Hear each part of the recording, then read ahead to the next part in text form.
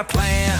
It's bold and grand, taking over land, sea and sand. Canada's ours, Greenland's in the mix. The Panama Canal's just another fix. But Mars, oh Mars, you pesky red sphere, your spying drones are making it clear. It's a threat to Earth, a cosmic sin. But don't worry folks, he'll make Mars great again.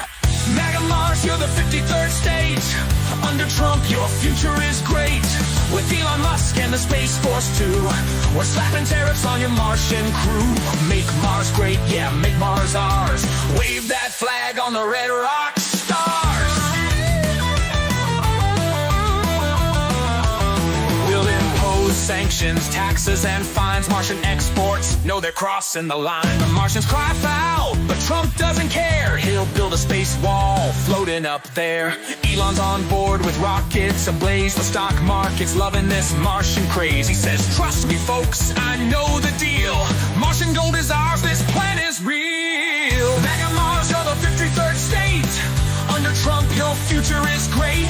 With Elon Musk and the Space Force too, we're slapping tariffs on your Martian crew. Make Mars great, yeah, make Mars ours. Wave that flag on the red rock stars.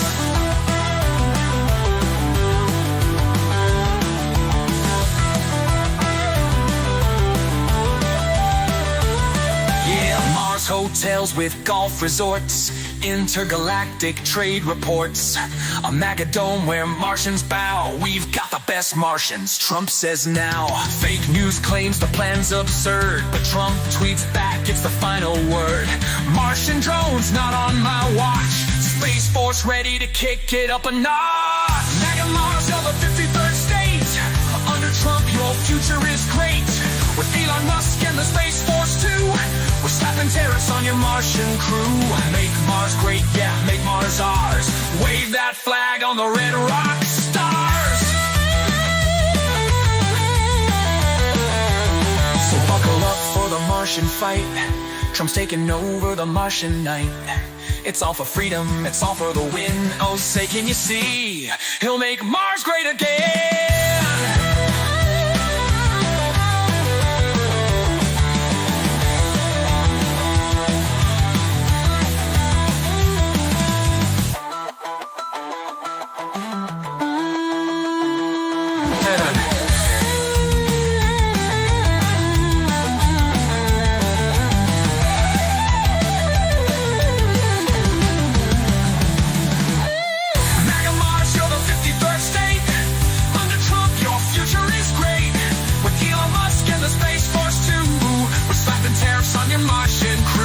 Make Mars great, yeah, make Mars ours.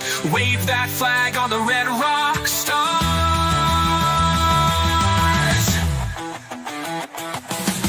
So buckle up for the Martian fight. Trump's taking over the Martian night. It's all for freedom, it's all for the win. Oh, say, can you see, he'll make Mars great again.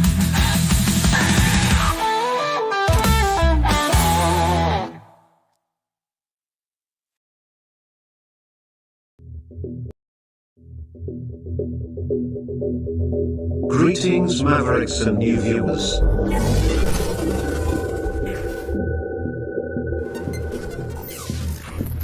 Tonight, direct and live from the Maverick News Network World Studios. This is Maverick News with Rick Walker.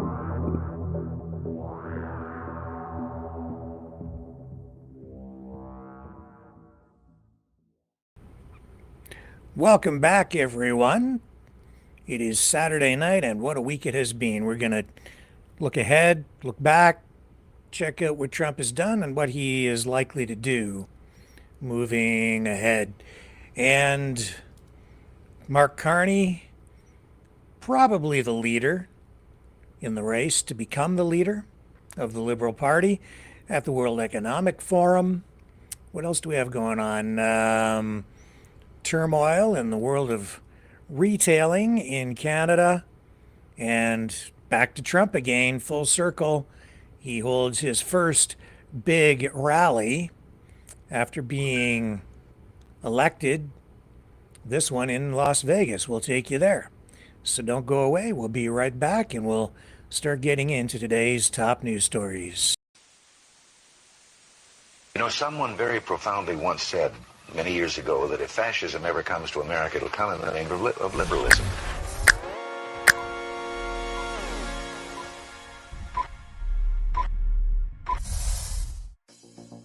Well, I think it's time we ask ourselves if we still know the freedoms that were intended for us by the Founding Fathers.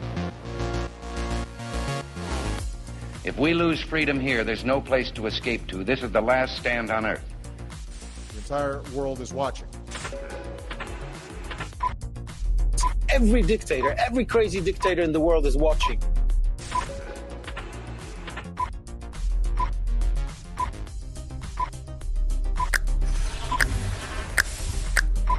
The world is watching. On TV. The entire world is watching. On social media. But the entire world is watching, and yes, they are seeing what we have apparently bravely been willing to say that others are thinking. Stand for freedom. Literally stand for freedom. Let's get this done. The entire world is watching. We're at war with the most dangerous enemy that has ever faced mankind in his long climb from the swamp to the stars. Maverick News. Maverick News. Maverick News. Let me have more control of my own destiny. The world is watching.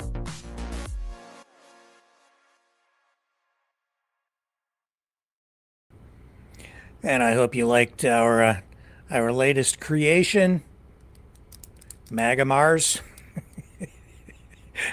The newest song from Maverick and the News Brothers. Worked hard on that one. That's actually one of the reasons we were just a little bit late coming on, putting the finishing touches on the video to go with that song. We'll play it again later in the program. But let's get to the real deal. Let's go to Las Vegas. Previously recorded, but we'll bring you just a little bit of what Trump had to say from Sin City. Today, the first big rally that he's had since being elected for the second time, El Presidente of the United States of America. Where did we go here? I have so many clips queued up. So many. I've lost him. Donald, where did you go? Oh, there you are, Donald. I found you. I'm going to put him over there and pick up his speech here. This is, oh my goodness. Hang on. We're just having a little technical trouble here, getting this queued up. Come on. Here we go. I have to wait for the copyright music to end here. Okay, so off we go to Las Vegas. He was talking even about, he touched on taxes. Some people thinking that he might even get rid of income tax as he establishes the External Revenue Service. Here we go.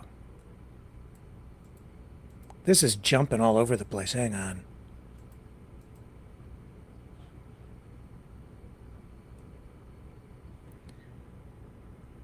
What a mess. Here we go.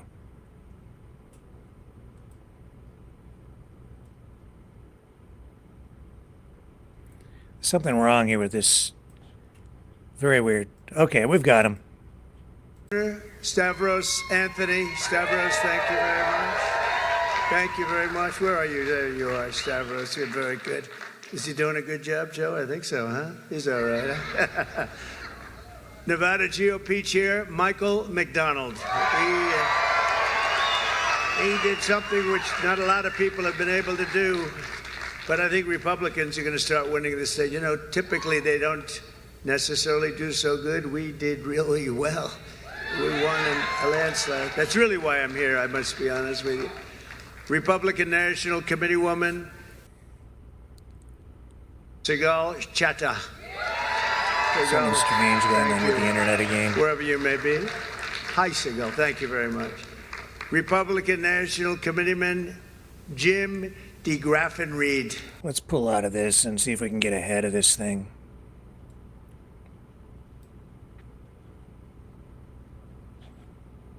Here we go.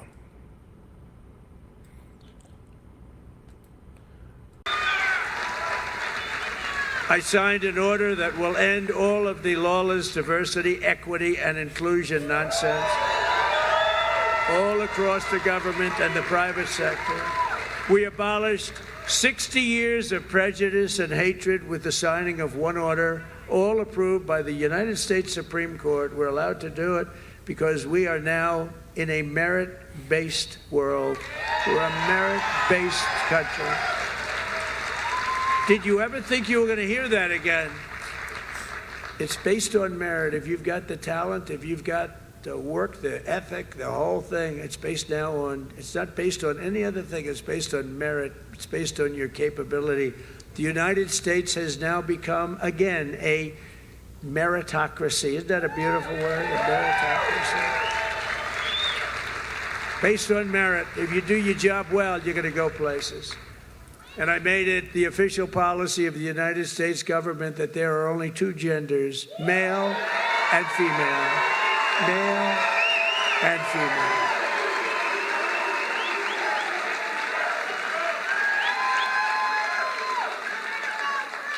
Every single day of my term, we're living by the motto, promises made, promises kept. I kept my promises. It's why we won. It really is why we won. We won because of the past 4 years. We won because of that. But this is going to blow it away. Because when I came in, I had no experience. I didn't do this before. I never did this. I was never a politician before. I was talking J.D. Vance. By the way, hasn't he done a great job, J.D. Vance? Because J.D. went right to the Senate, and then he went to the vice president and said, J.D., you're really upwardly mobile. He said, you're more so than me. I said, why do you say that? He said, you went from being a real estate developer to the president. That's a pretty big, I never thought of it that way. I guess I'm the most upwardly mobile politician in history. I didn't make any stops along the way. It will be the greatest honor of my life to serve not once, but twice, or 3 times, or 4 times.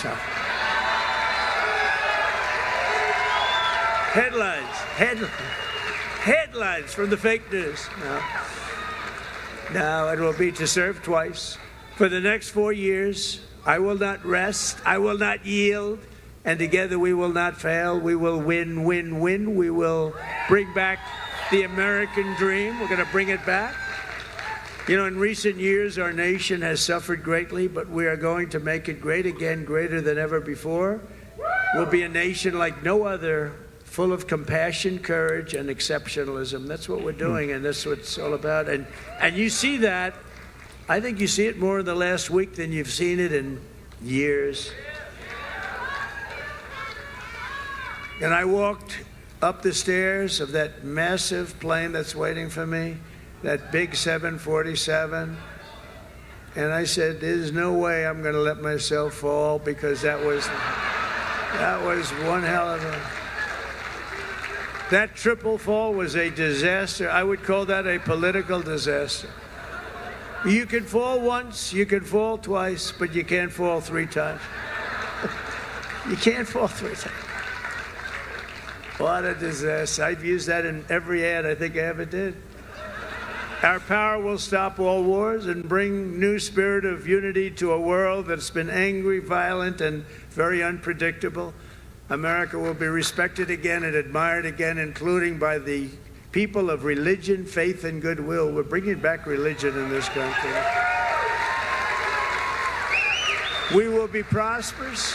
We will be free. We will be bigger, bolder, and more ambitious than ever before. And together we will make America powerful again. Make America wealthy again. Make America healthy again. We will make America strong again.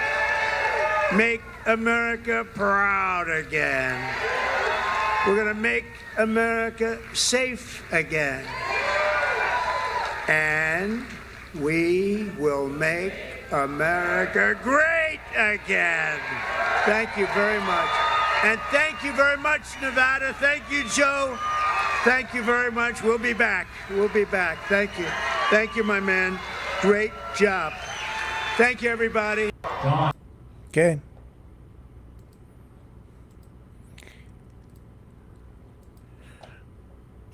So he's out there. He won the election. He's still campaigning. I think he just likes doing those things. I don't think that anybody has ever done as many rallies as Donald Trump. Amazing.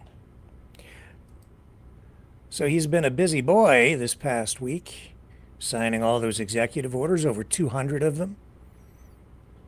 And the impact has been substantial. We've seen action taken on deportations already. Of course, the impact from that still not fully felt. The border czar, Tom Homan, saying that a lot of what goes on there is going to depend on Congress, which sort of surprised me, him saying that. But he, in an interview with ABC this week, he said that he's trying to be realistic. He met with Martha Raddatz, who interviewed him, and he says that Immigrations and Customs Enforcement doesn't currently have enough funding from Congress to detain all the undocumented immigrants that they're hoping to arrest. And we've seen some arrests affected already. I'm going to play a little clip from the interview. Oh, I lost him again. I have so many clips. Too many. That's why I'm losing them. There it is. Let me pull it over here.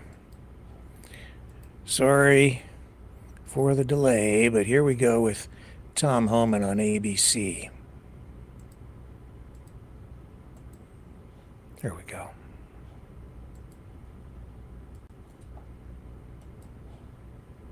So tell me what the definition of success is over the next 6 months, over the next year, by the end of the administration. What is mission accomplished here? Taking as many public safety threats off the street as possible. Watching illegal alien crime in the United States decrease. Ending it. Deporting every illegal alien gang member in this country, including Trendawa and MS-13. Making our country safe. When we see the crime rate from illegal aliens go down, that's a success. Every public safety threat we remove from this country is a success. Every national security threat that we find removed from the country is a success. There's no number on it. So my success can be based on what Congress gives us. More money, the better we're going to do. I notice you didn't put in that list of things that will be mission accomplished and success, getting every immigrant who is in the country illegally out. Why not? Because I'm being realistic. We can do what we can with the money we have. We're going to try to be efficient, but with more money we have, the more we can accomplish. If I don't have the money to remove that millions of people, I'm not going to sit here and one thing, no one can say I haven't been frank in everything I've said. Our success every day is taking a public safety threat off the streets or getting a national security threat out of here. It hasn't gone entirely smoothly, though. I know that they've had some incidents where officers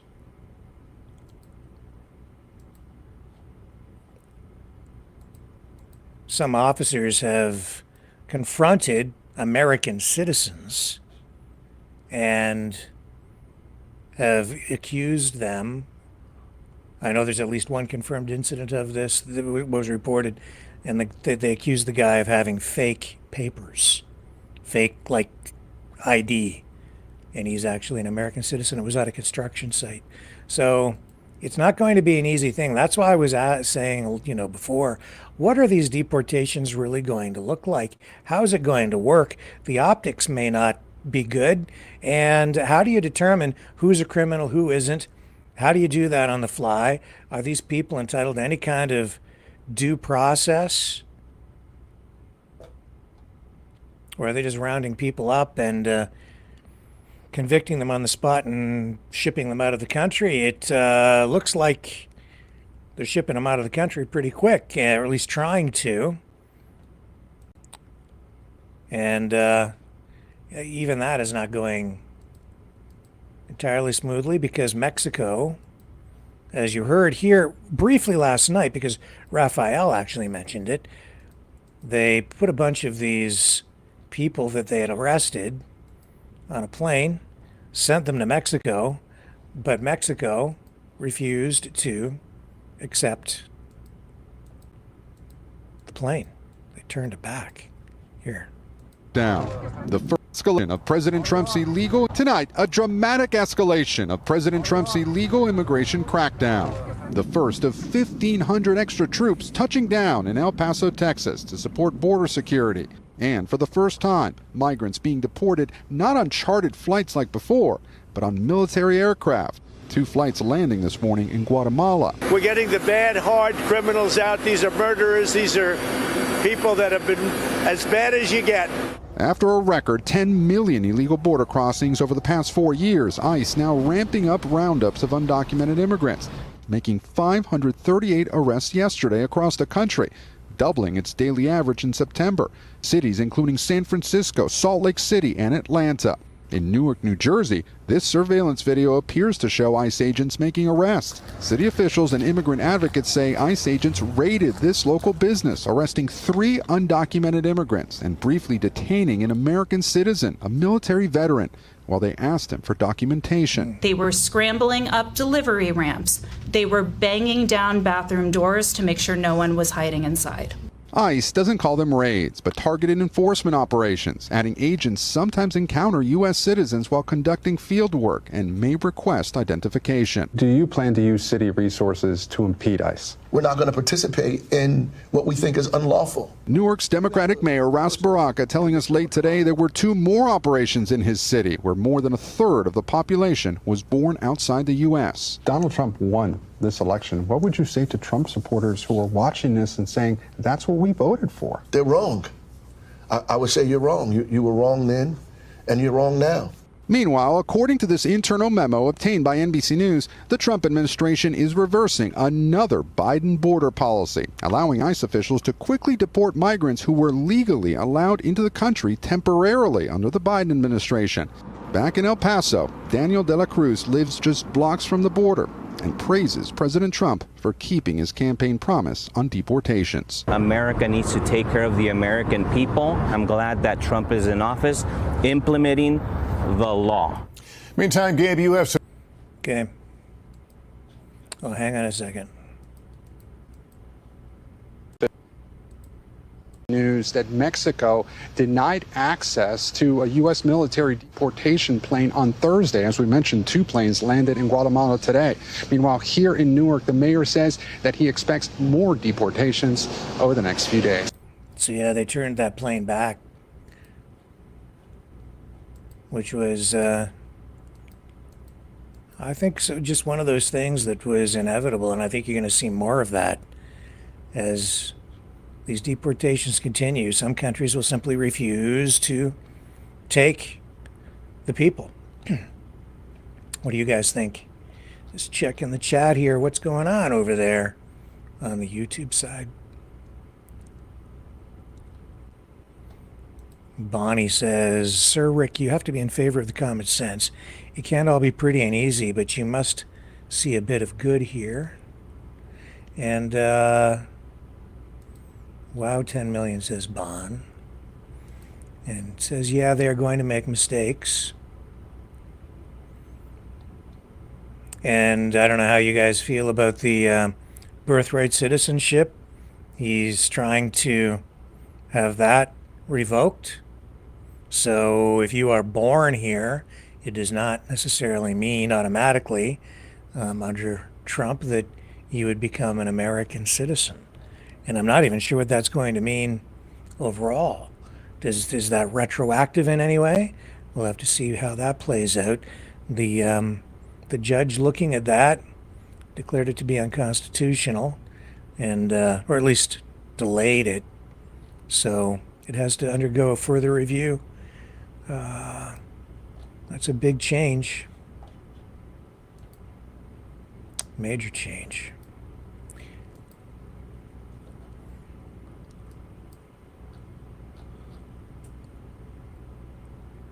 And Linda says, well, if they're citizens of those countries, then, yeah, I don't know, Linda. I don't know if they are.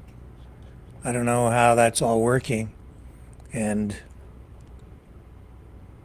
on what grounds do they refuse to take the plane back? I don't know. Don't have enough information. And don't have enough details. I mean, you would think if they are Mexicans, they would send them to Mexico. If they're from Guatemala, they would send them to Guatemala. But I don't know. On the other hand, what are we seeing here? We're seeing the RCMP getting ready to process an expected wave of asylum seekers. So we're going to be having a lot of people coming to the border here from all over the world. And now we're seeing the immigration minister on the Canadian side say they have limited capacity, which is a big change in the messaging that we've heard from the Liberal government under Trudeau over the past 9 years. Welcoming just about everybody with open arms. Although, at one point, Trudeau did change his rhetoric a little bit because he was afraid, I think we were going to get flooded with migrants when he was at first sort of standing there with open arms. Things are changing. We'll see how it looks. See how ugly it gets. Still on the Trump file. I think almost everything is on the Trump file.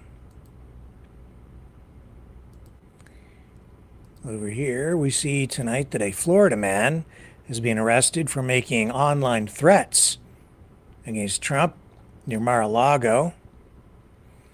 This involved a tip to the FBI threat center, and it led to this arrest overnight of Shannon DeParara Atkins. He's 46 years old from West Palm Beach. He's charged with one count of written or electronic threats to kill, do bodily injury, or conduct a mass shooting or act of terrorism. He was arrested after a traffic stop. They found him in possession of cocaine, so they say, leading to a drug charge as well. So he's accused of that. And he's being held without bond as we speak. The public defender's office that defends him is closed today and not available for any kind of comment. We may be hearing more about that in the days ahead, but that one was nipped in the bud, so probably not a whole lot more. Reporting will be done on it. Which also makes me wonder, does anybody know, I haven't really seen yet confirmation on exactly when the JFK files and RFK assassination files are finally going to be released. Let me just check on that.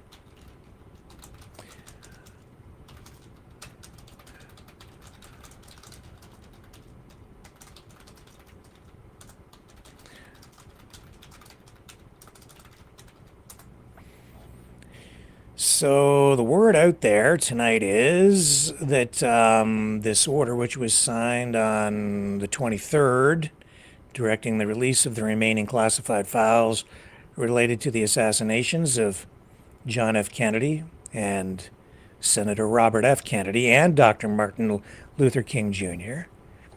The order requires the Director of National Intelligence and the Attorney General to develop a plan for the full and complete release of the JFK assassination records within 15 days of the signing order. So that would make it February 7th. But the actual release of the documents is not specified in the executive order. It only mandates the creation of a plan for release. So they have to have a plan by February 7th. But we still, tonight, don't know what date that might happen in. Does anybody in the chat think that we're actually going to find out? Cheesecake says in March. Maybe. I don't know. That's the information that I have. That's just what I read. So I would think it'll come fairly quickly. And did you see when he signed that executive order, he handed that pen over to whoever it was that was there and said, give that pen to RFK Jr.? Cheesecake says, Rick, who do you think killed JFK? I don't know. Do you know?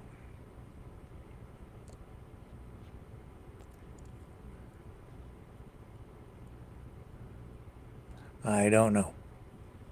I don't think that, unless there's something just absolutely rock solid comes out of this release of documents, my guess is whatever it is, people still won't believe it. Because they'll think, oh no, they're hiding something, or they didn't release all of them, or they've been manipulated, stuff's been shredded. I just don't think people are actually going to believe it. And even if the truth is staring us right in the face, there will be so many conspiracies with different theories spun up around even these new documents that it will prevent us from actually getting to the truth. Oh, and tonight we're also seeing that the CIA believes that, and stating publicly now, that COVID-19 likely originated from a lab. But the CIA is saying that they have low confidence in their own conclusion on this. So I guess that's now their leading thought on it, or theory. That's what they believe is probably what happened. But it's a probably. But they still only have low confidence in that, or so they say, which means they're not sure. Or at least they're saying they're not sure. It's the result of, they say the finding is not the result of any new intelligence, and that their report was completed at the behest of the Biden administration and of former CIA Director William Burns. It was declassified and released today on the orders of President Trump's pick to lead the agency, John Ratcliffe, who's the new director over there. And so this finding is not conclusive. It's sort of nuanced, I guess, but the agency does believe that the totality of the evidence makes a lab origin most likely and more likely than a natural origin, but they've assigned a low degree of confidence to the conclusion. And that would lead back to where? Oh yeah, to China. China. And that's a big concern for everyone, especially the U.S. government and the Trump administration.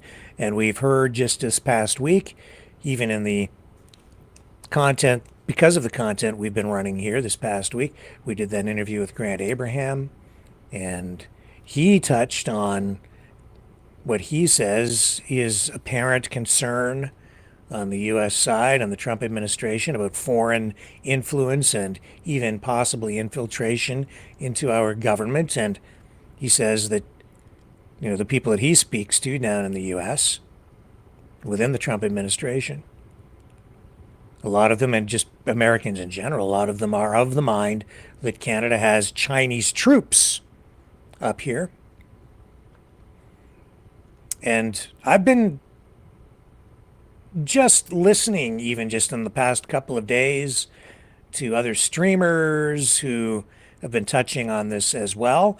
And that is one of the reasons, honestly, I'm sure, that we're getting all of this 51st state talk, the talk of the sanctions, or not sanctions, but tariffs, the 25% tariff across the board for Canada, leading us possibly into a trade war. I'm still not on board with people who are accusing any Canadian politician of picking a trade war with the United States. There's very little our country can do in the face of this, other than try to find some ways to cope with the tariffs once they're implemented, and they are coming, from all indications, February 1st. Today we have Pierre Poilievre on CTV laying out what he would do if he winds up being the guy negotiating with Trump to deal with these tariffs. And he says he's 100% Canada first on this. So what else are you going to do, man? You have to find ways to cope and survive. Here's Poilievre outlining in more detail his plan. We are a week away now from American tariffs with almost all certainty. There's a real concern, I'm sure you've heard it in this region, about the potential impacts. I'm wondering if you can tell our viewers one specific thing, if you were in power, that you would do to respond to those. Well, I don't want to, if you don't mind, I'd like to list a few things. One would obviously... The more you want to list, the better. I think you. People would like to get some specifics about how we're going to tackle this. Look, President Trump is a deal maker. He wants to win, but we're both going to lose as Americans and Canadians if we get into a trade war. So what I would say is, how do we position the decision for him so that he understands that America can only win if it allows open, unbridled free trade with Canada? So I would retaliate, and I would target products and services that A, we don't need, B, we can make ourselves, and C, that we can buy elsewhere, so that we maximize impact on the Americans while minimizing impact on Canadians. Secondly, I would pass an emergency, bring it home tax cut on work, investment, making stuff in Canada, energy, home building, so that we can stimulate more economic growth here. Three, we need to become more self-sufficient. That means knocking down barriers, more interprovincial free trade. We have freer trade with the Americans today than we do with ourselves. We have to knock down those barriers, build pipelines, LNG liquefaction facilities to sell our stuff to the world without having to go through the Americans. If they're going to be an unreliable trade partner, we've got to find ways to sell more to ourselves and more to the rest of the world. Do you see it as a dollar-for-dollar retaliation? I would say so, yeah. It has to hit hard. And again, we have to be very pinpoint and surgical to make sure we're maximizing impact on the American side while minimizing impact on our side. You talk about self-reliance. Have successive governments in Canada over the decades of all stripes become too reliant, too comfortable with the notion that U.S. will always be our biggest trade partner, and they're always right there, and we can put it on autopilot? Yes, we live next door to the biggest military and economic superpower the world has ever seen. So a lot of our economics have just been based on enjoying, basking in that glow, but we can't rely on it. And so right now, according to Stats Can, we have about a 7% effective tariff on goods between provinces. And we remember the Como decision. Some poor guy got fined because he brought alcohol from Northern New Brunswick. Yes, I think he was from Northern New Brunswick to Quebec. And we got to knock down those barriers. We have to approve resource projects that allow us to get our stuff to market without going through the states. Right now, we are importing oil from the Americans and the Saudis in the east at world prices, and we're selling it to the Americans at discounts in the west. It's a crazy business model. We need pipelines, we need LNG plants, we need to approve resource projects quickly so that we can become self-reliant and start making things here in Canada? It's been brought up by Alberta Premier Daniel Smith and recently by Premier Tim Houston just this week, the idea of reviving Energy East. But industry has moved on.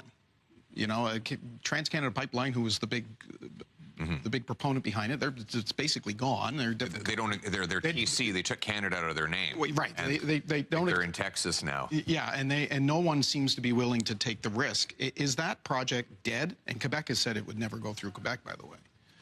Well, it's a shame that the Liberals killed that project. Did the Liberals kill it, or did Trans-Canada kill it? The Liberals killed it.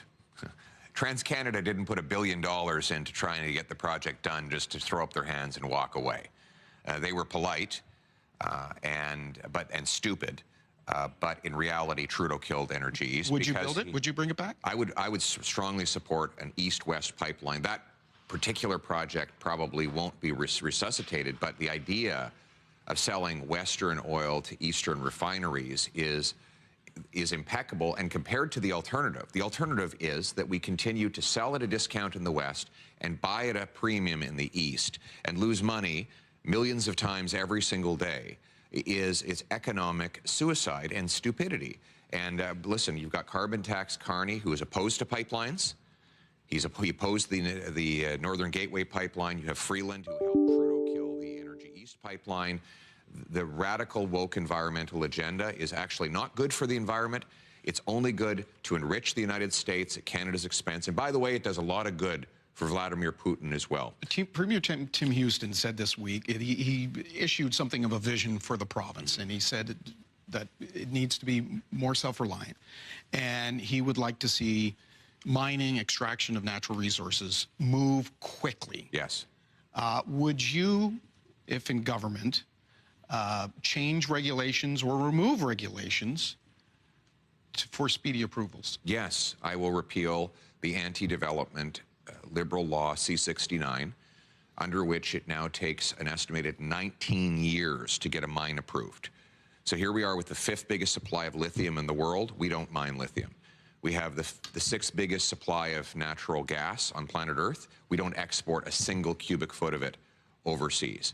We have the most uranium, the most potash, the list goes on, but because our laws are designed to block projects from proceeding, businesses don't put their money here. We've lost $500 billion in net investment from Canada to the U.S. This is Canadian money building mines, pipelines, business centers, factories, with paying American workers with our money. I will bring it home. We will repeal C-69. My goal is to have the fastest permits for mines anywhere in the developed world. Let me ask you about transfer payments, because that's obviously another concern here. And again, Premier Houston of Nova Scotia brought this up early in the week, and he basically telegraphed to Nova Scotians that, look, regardless of who forms the next government, we should be ready for fewer transfer payments to the province. If you were to be Prime Minister, will you cut transfer payments to maritime provinces? That's not in my plan. What my plan is to enrich the maritime provinces by making... So you won't cut them? I'm not proposing cuts. What I'm proposing is to grow the economy so that provinces... So we have provinces that are have-not can become have provinces.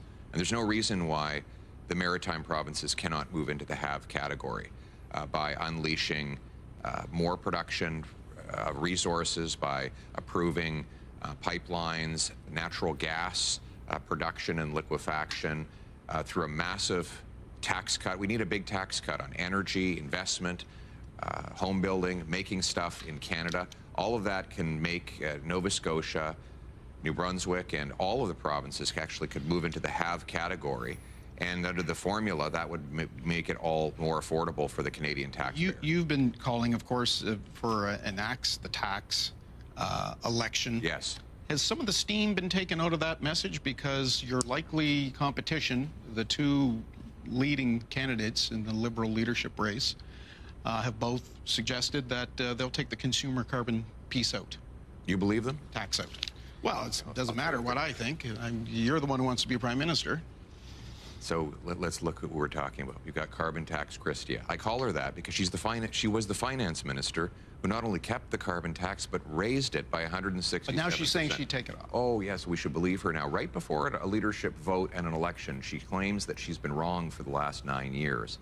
She even bragged that she raised the carbon tax during an inflation crisis. And then you have carbon tax Carney, who's been Trudeau's economic advisor for the last 4 years. He complained the carbon tax wasn't high enough. And now, right before the election, they'll tell you they've changed their mind. Well, here's what they're going to do. They're going to pause they'll pause the carbon tax right before the election. And they'll say, forget all about the last 9 years. And then if they're reelected, they'll hike it higher than ever before. If you want to axe the carbon tax, if you want to take the GST off new homes so you can afford a place to live, you have to vote for the common sense Conservatives. He is so smooth. He had 30 seconds to wrap it up, and he wrapped it up in 30 seconds. He's a great orator, a great communicator. Would he make a great prime minister?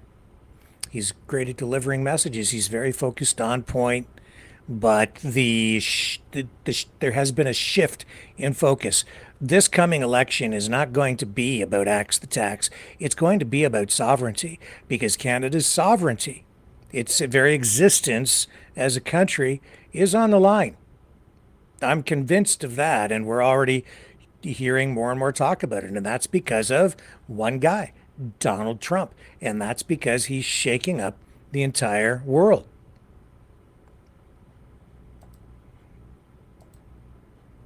And Danielle Smith, Alberta Premier, in my view, I'm injecting a little bit of editorial comment here. I don't think she realizes that Alberta oil is not really a major concern to him. He's the one taxing through a tariff everything, including Alberta energy. And he's already stated that he doesn't need Alberta energy. And here's one of the main reasons why her assessment is not really accurate. It's because Alberta energy is heavy crude. It costs more to process it. It always has. Out in Alberta, the price of oil has to be fairly high in order for oil for extraction of oil to be profitable. In other areas like the Middle East, it's much less expensive to extract the oil. Even in the United States, yeah, they have a lot of oil there, and Trump keeps saying we have more oil than any place else in the world. Yeah, well, they depleted a lot of the oil that they had in the United States, but it's been fracking that has allowed the resuscitation of the oil industry in the U.S. And it's fracking that will allow the United States to resume massive pumping of oil. But that's not good for the environment. It contaminates water supplies. It causes earthquakes because of all the pressure it builds up under the surface of the earth. And it's expensive. That's why we just heard him this week call on Saudi Arabia to start pumping more oil to crash the price of oil. Why? Because Trump wants to put pressure through economic warfare on Russia, because Russia is so dependent on their oil exports. Here's the clip. And it's also reported today in the papers that Saudi Arabia will be investing at least $600 billion in America, but I'll be asking the Crown Prince, who's a fantastic guy, to round it out to around $1 trillion. I think they'll do that because we've been very good to them. And I'm also going to ask Saudi Arabia and OPEC to bring down the cost of oil. You got to bring it down, which frankly, I'm surprised they didn't do before the election. That didn't show a lot of love by them not doing it. I was a little surprised by that. If the price came down, the Russia-Ukraine war would end immediately. Right now, the price is high enough that that war will continue. You got to bring down the oil price. You got to end that war. They should have done it long ago. They're very responsible, actually, to a certain extent for what's taking place. Millions of lives are being lost. And that was Trump speaking virtually to the World Economic Forum. And that's the plan. And Ukraine has been targeting oil depots, pipelines, energy infrastructure to put pressure on Russia. That's a big part of the Trump game plan with regard to the war in Ukraine. He's trying to end all of this economically. That's the other thing that disappoints me so much in his approach to other countries. He's using basically the same tools to affect change everywhere. He's waging economic warfare, in a way, against almost the entire world. And I'm worried about the real long-term impact of that. I don't think it's wise, and I don't think it's actually going to work. It'll work in certain circumstances, but he's going to do serious damage to his friends, his trading partners, his allies. If he continues on with this, he certainly is going to damage Canada. But again, what's he talking about here? He's talking about crashing the price of oil intentionally. And I've stated many times that it's actually not the petrodollar that we have as the world reserve currency. It's a military dollar. That's because Saudi Arabia, since the Nixon era, has required oil to be purchased with U.S. currency. That props up the U.S. dollar by creating world demand for U.S. currency. In exchange, the United States has provided military protection for Saudi Arabia. So it's a tit for tat, quid pro quo.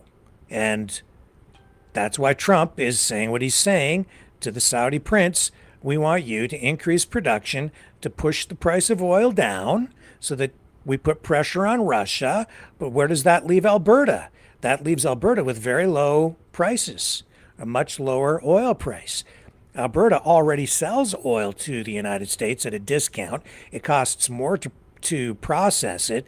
So I don't know if Alberta, it depends on how low the price goes. Trump can't let the price of oil go too low because it costs more to pump oil out of the ground in the U.S. than it does in Saudi Arabia and the Middle East through fracking. So he has to find the right sweet spot, but that's still below, I think, where Alberta really needs it.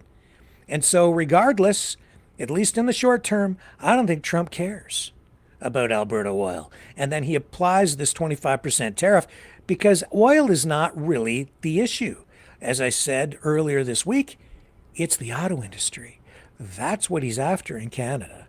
Ultimately, just from the economic perspective, it's the auto industry. The whole objective is to bring manufacturing back to the United States, impose tariffs on other countries like Mexico, Canada, China, where goods are produced that Americans consume, and by imposing those tariffs, those things then become too expensive for Americans to buy. So if the manufacturers, the companies, like the auto companies, want access to the U.S. market with affordable goods, in this case cars, what they'll do, and we've already seen it just in the past week, with one factory, they'll close the factories in those other countries and move production back to the United States, where it was during, I guess you could say, the golden age of the auto industry. Detroit, and other locations around the country. That's really what the goal of tariffs is supposed to be. It isn't really to collect revenue. It's to entice or encourage manufacturing in your own home country. If used as a tool properly, that's what you get. Now, to impose these massive tariffs everywhere on everything, all just across the board, from country to country to country to country, I don't think is wise. And Trump has established this External Revenue Service, ERS. He's even talking, about, there's been talk about, income tax and maybe even getting rid of it, because Trump is going to enrich the country with revenue from other countries. Yeah, I don't think that's going to work, honestly, in the long run. I don't think there's an economist out there who's serious who would say that that is going to work, because tariffs like that just make everything too expensive for everyone, and it generates massive inflation ultimately. But Trump says it's the new golden age of America.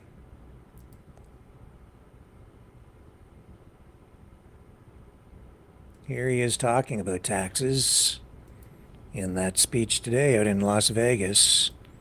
I've got the clip here. Here we go.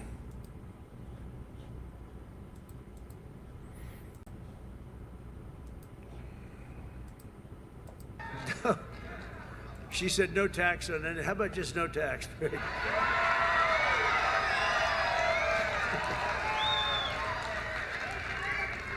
could do that. You know, if the tariffs work out like I think, a thing like that could happen, if you want to know the truth. You know, years ago, 1870 to 1913, we didn't have an income tax. What we had is tariffs, where foreign countries came in and they stole our jobs, they stole our companies, they stole our product, they ripped us off. And, you know, they used to do numbers, and then we went to a tariff system, and the tariff system made so much money. It was when we were the richest, from 1870 to 1913. Then we brilliantly came in with an income tax. No, we don't want others to pay, let's have our people pay. And then you had the Depression in 1928, 1929. I call it 1929. That was a bad time, but you know, you didn't have tariffs, and you had tariffs that ended in 1913. But it was the richest our country ever was. That was President McKinley. In fact, we're renaming the mountain, Mount McKinley in Alaska.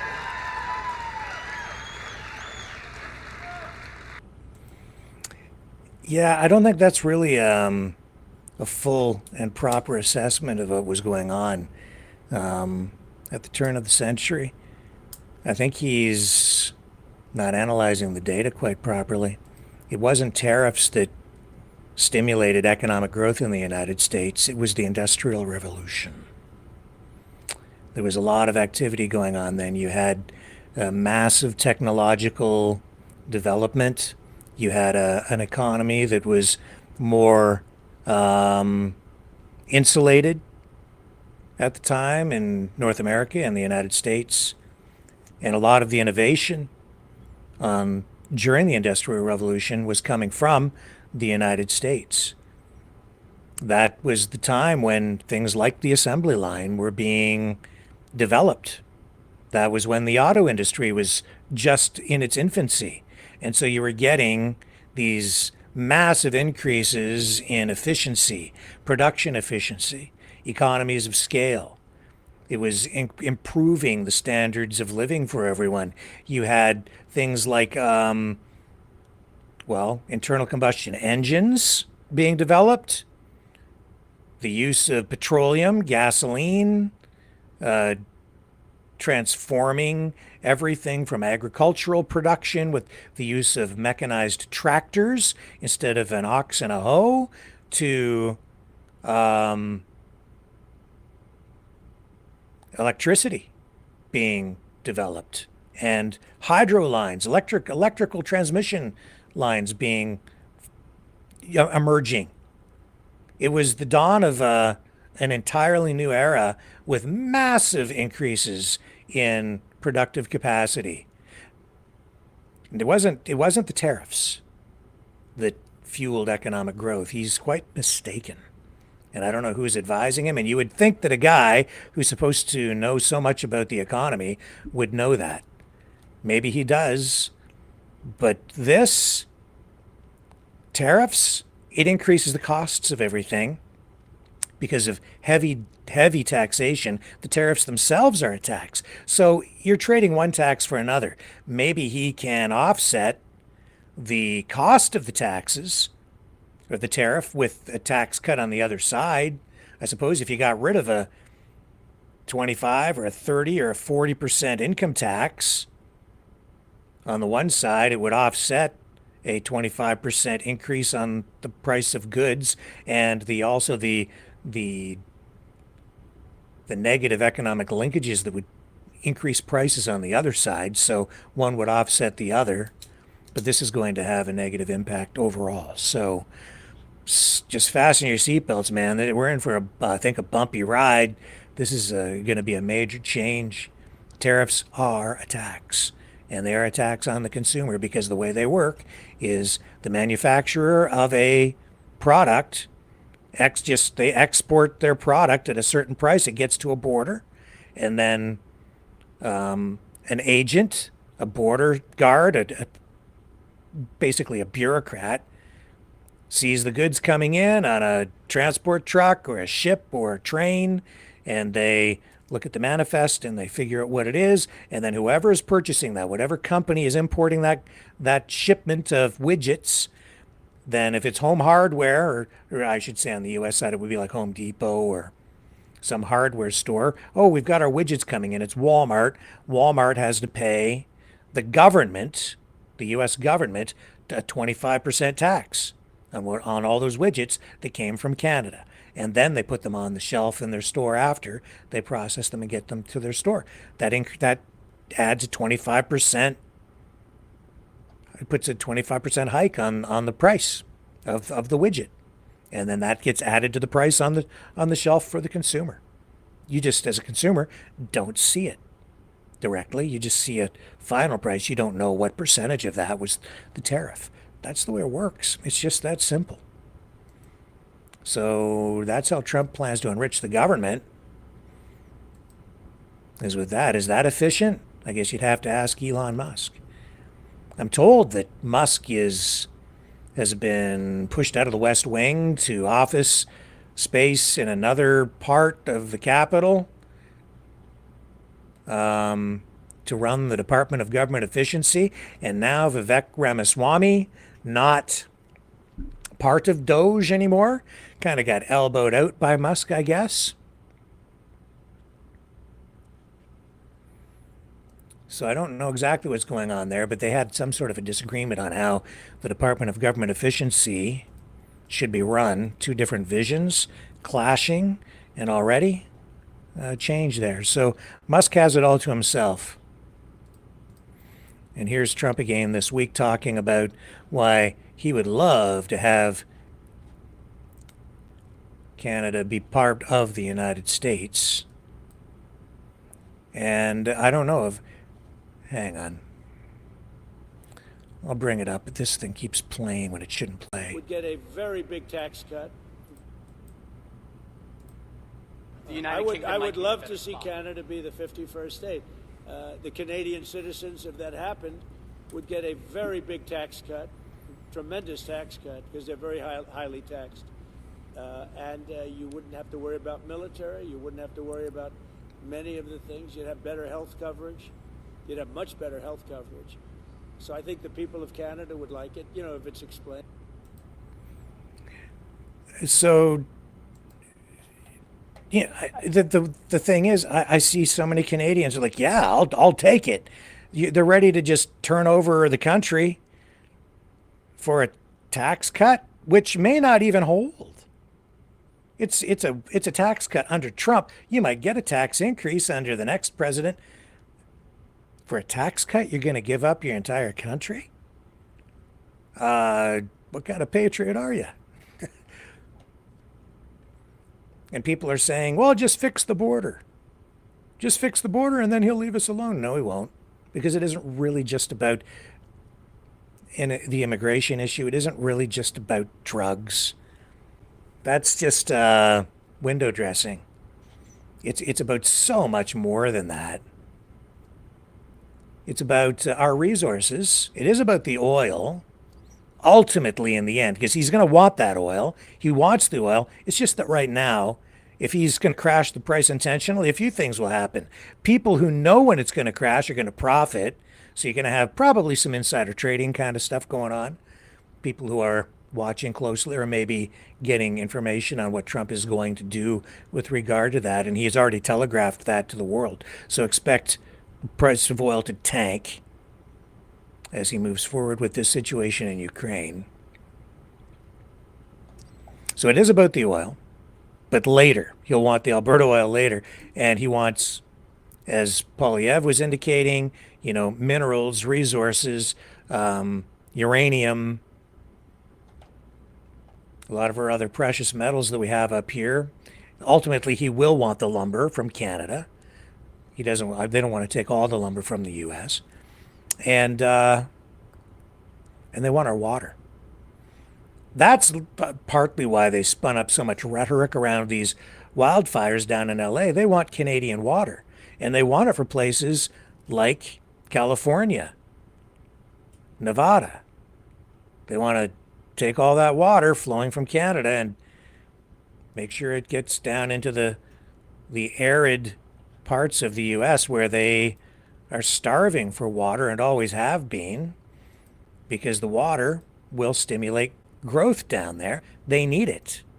Here he is talking about it during his visit to the wildfire zone. I'm signing an executive order to open up the pumps and valves in the north. We want to get that water pouring down here as quickly as possible and let hundreds of millions of gallons of water flow down into Southern California. And that'll be a big benefit to you. If you don't want it, you're going to tell me, but I can't imagine it. I tell you who does like it is the fire department. When I said that, they were very happy with that. They didn't mind hearing that. But we have a lot of water that is available. And I hope you can work that out among yourselves. But I think this will show that we have to have that water. We have to have that water. You're talking about unlimited water coming up from the Pacific Northwest, even coming up from parts of Canada. And it pours down naturally. It has for a million years. For a million years, it pours down. You'll never run out. You'll never have shortages, and I'm signing an executive order. Yeah, from Canada. Yeah, it's just about drugs. It's just about illegal immigrants, right? No. It's about the water. When I was in university studying economics, we talked about it then.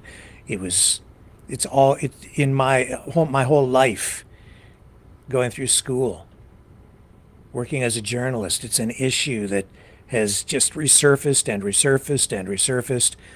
The U.S. needs access to water. Canada has a lot of it. It's one of our most precious resources. We've always guarded it here to protect it and share it. And we have freshwater agreements with various levels of government in the United States. We have joint agreements with the U.S. over, like, the Great Lakes, so that we share those resources. But yeah, he wants our water. Make no mistake about that. Not just to fight fires. He needs it for U.S. cities, for municipalities down there. He needs it for agriculture. He needs to get water to those farmers, especially in some of those places where they have a lot of people living and they don't have much water, where they've built cities that are basically in the desert. Where was he today? Las Vegas. What's Las Vegas? It's a city in the desert. They need a lot of water. Where are they going to get it? Canada. Yeah, he's got his eye on our resources, folks. And he wants to take it by saying, "I'll give you a tax break." And people are like, "Yeah, I'll take it." Careful what you agree to. Be careful what you agree to. I have a question. This is just totally off to the left with Justin Trudeau. You tell me, did he or did he not put his sweater on backwards? I've had people saying this to me for, the past few days.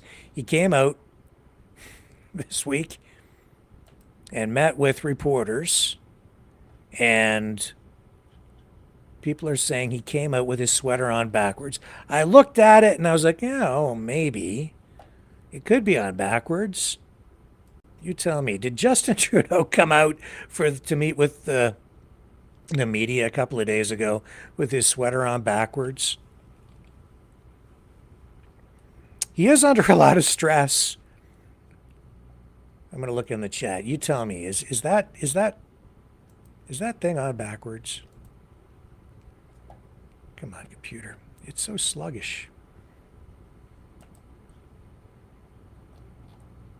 Let's see here.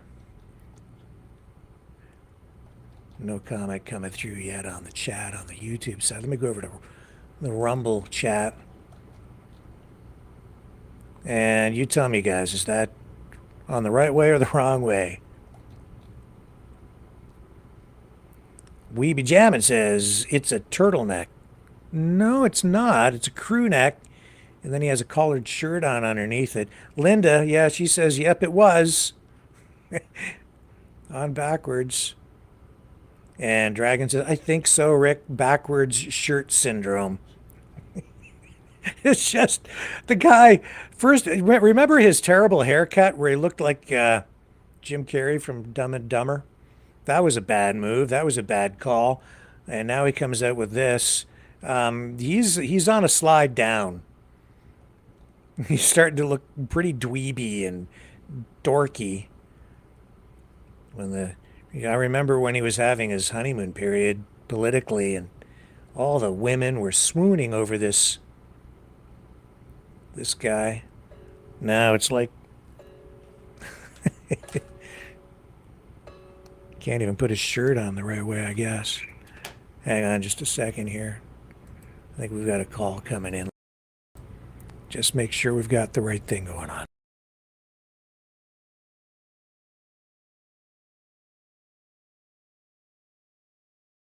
Here we go. Okay, Sandy, you're on the air. Did Justin Trudeau put his sweater on backwards? Front or back or front? I'm sorry, what? Front or back or front? Is his sweater on backwards? Yes or no? Absolutely. It's on backwards, she says. Okay. So our water, okay? Yeah. There's a problem. Mm-hmm. What's the problem? Trump is stealing our water. Well, I don't know that he's stealing it. Oh, he's stealing it. Well, what do you mean by stealing it? He's using it for LA, the fires, everything going on. You know what? Trump is a dick. He's acting like it these days. He is. Yes, he is. He is. And we're seeing that in Denmark this week, he placed a call to the leader of Denmark. It didn't go well. I guess Trump put a lot of pressure on. He's very serious about taking over Greenland. And he was told it's not for sale, and he wouldn't take no for an answer, I guess. And now he's plunging Denmark into a bit of Canada. chaos. Canada is not for sale. Yep. And he's playing the same kind of game. Yep. You know what? He signed 200 times. Yes, 200 executive orders. 200 executive orders. Mm-hmm. 200. Okay? Yep. And if you don't deliver, well, then there's something wrong with you. Well, I don't think it's very democratic, but when you're the president, It's not democratic. That's one guy making a lot of declarations. He's signing declarations of independence, and if he can't be independent, well then fuck off. Okay. All right, Sandy, we're going to move on. Thank you for the call. Appreciate it. Okay, see ya. Well, she got right to the point, didn't she? Told us exactly how she feels.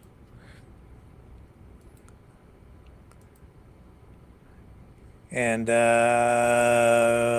Mark Carney, Chrystia Freeland, they are the... oh, well, before we do that, I do want to bring this up because we're still on the whole Trump thing. And there is some real... I would say it's like a misassessment at best, misinformation, misleading information at worst.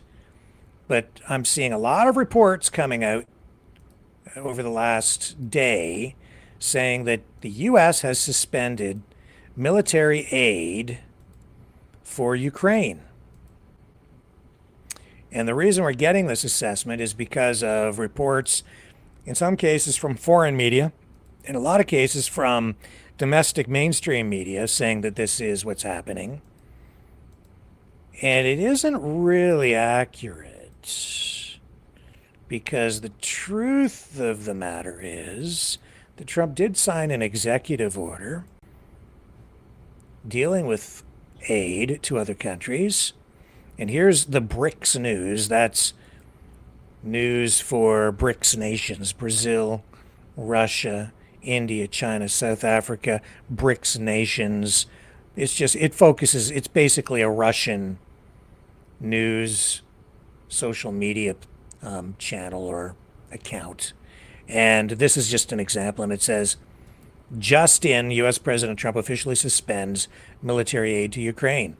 It isn't actually true, because what happened is Trump did sign an executive order suspending aid, foreign aid, to other countries for 90 days so that they can review aid.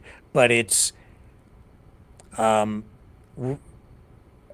the case of Ukraine, they got an exemption to that prior to it for the military aid. And it really affects humanitarian aid, not military aid. In the case of Ukraine, some humanitarian aid is being suspended for 90 days while the U.S. government reviews everything and inspects things for potential corruption or theft or whatever. But in the case of the military aid for Ukraine, the reality is it's all still flowing. It has not been cut off. And the Trump administration is moving into a new phase where they're trying to apply maximum economic pressure by sanctioning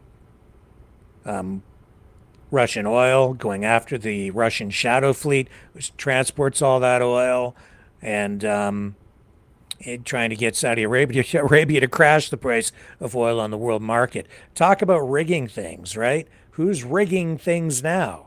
Trump is just being straight up and blatant and transparent about it. He's like, yep, when I want the price of oil to crash, I just call up the Saudi prince and say, hey, open up the valve, turn up production, and crash the price for me, would you? And that's what the U.S. can do and has been doing for a long time. I just think, though, that Trump is being very blatant about it. And while, yeah, the U.S. does have some influence, never like this. Because I think back over time, and the U.S. has not always had enough influence to get Saudi Arabia to do that. And I don't know if Trump will really get what he wants out of Saudi Arabia this time either. Because Saudi Arabia has indicated that they're getting away from using, or want to get away from using, exclusively the U.S. dollar to buy, to force people to use U.S. dollar to buy their oil. And you're seeing these BRICS nations emerge, so it is a little bit dicey right now. This is going to be a test of the relationship between the United States, Saudi Arabia, Middle Eastern countries. You think back to the 1970s and the Carter administration, gas lineups, massive hikes in price and the price of oil, gasoline in short supply, energy in short supply. That was because the OPEC countries, the oil producing and exporting countries of that time, reduced output to force the price up, and it put pressure on the United States.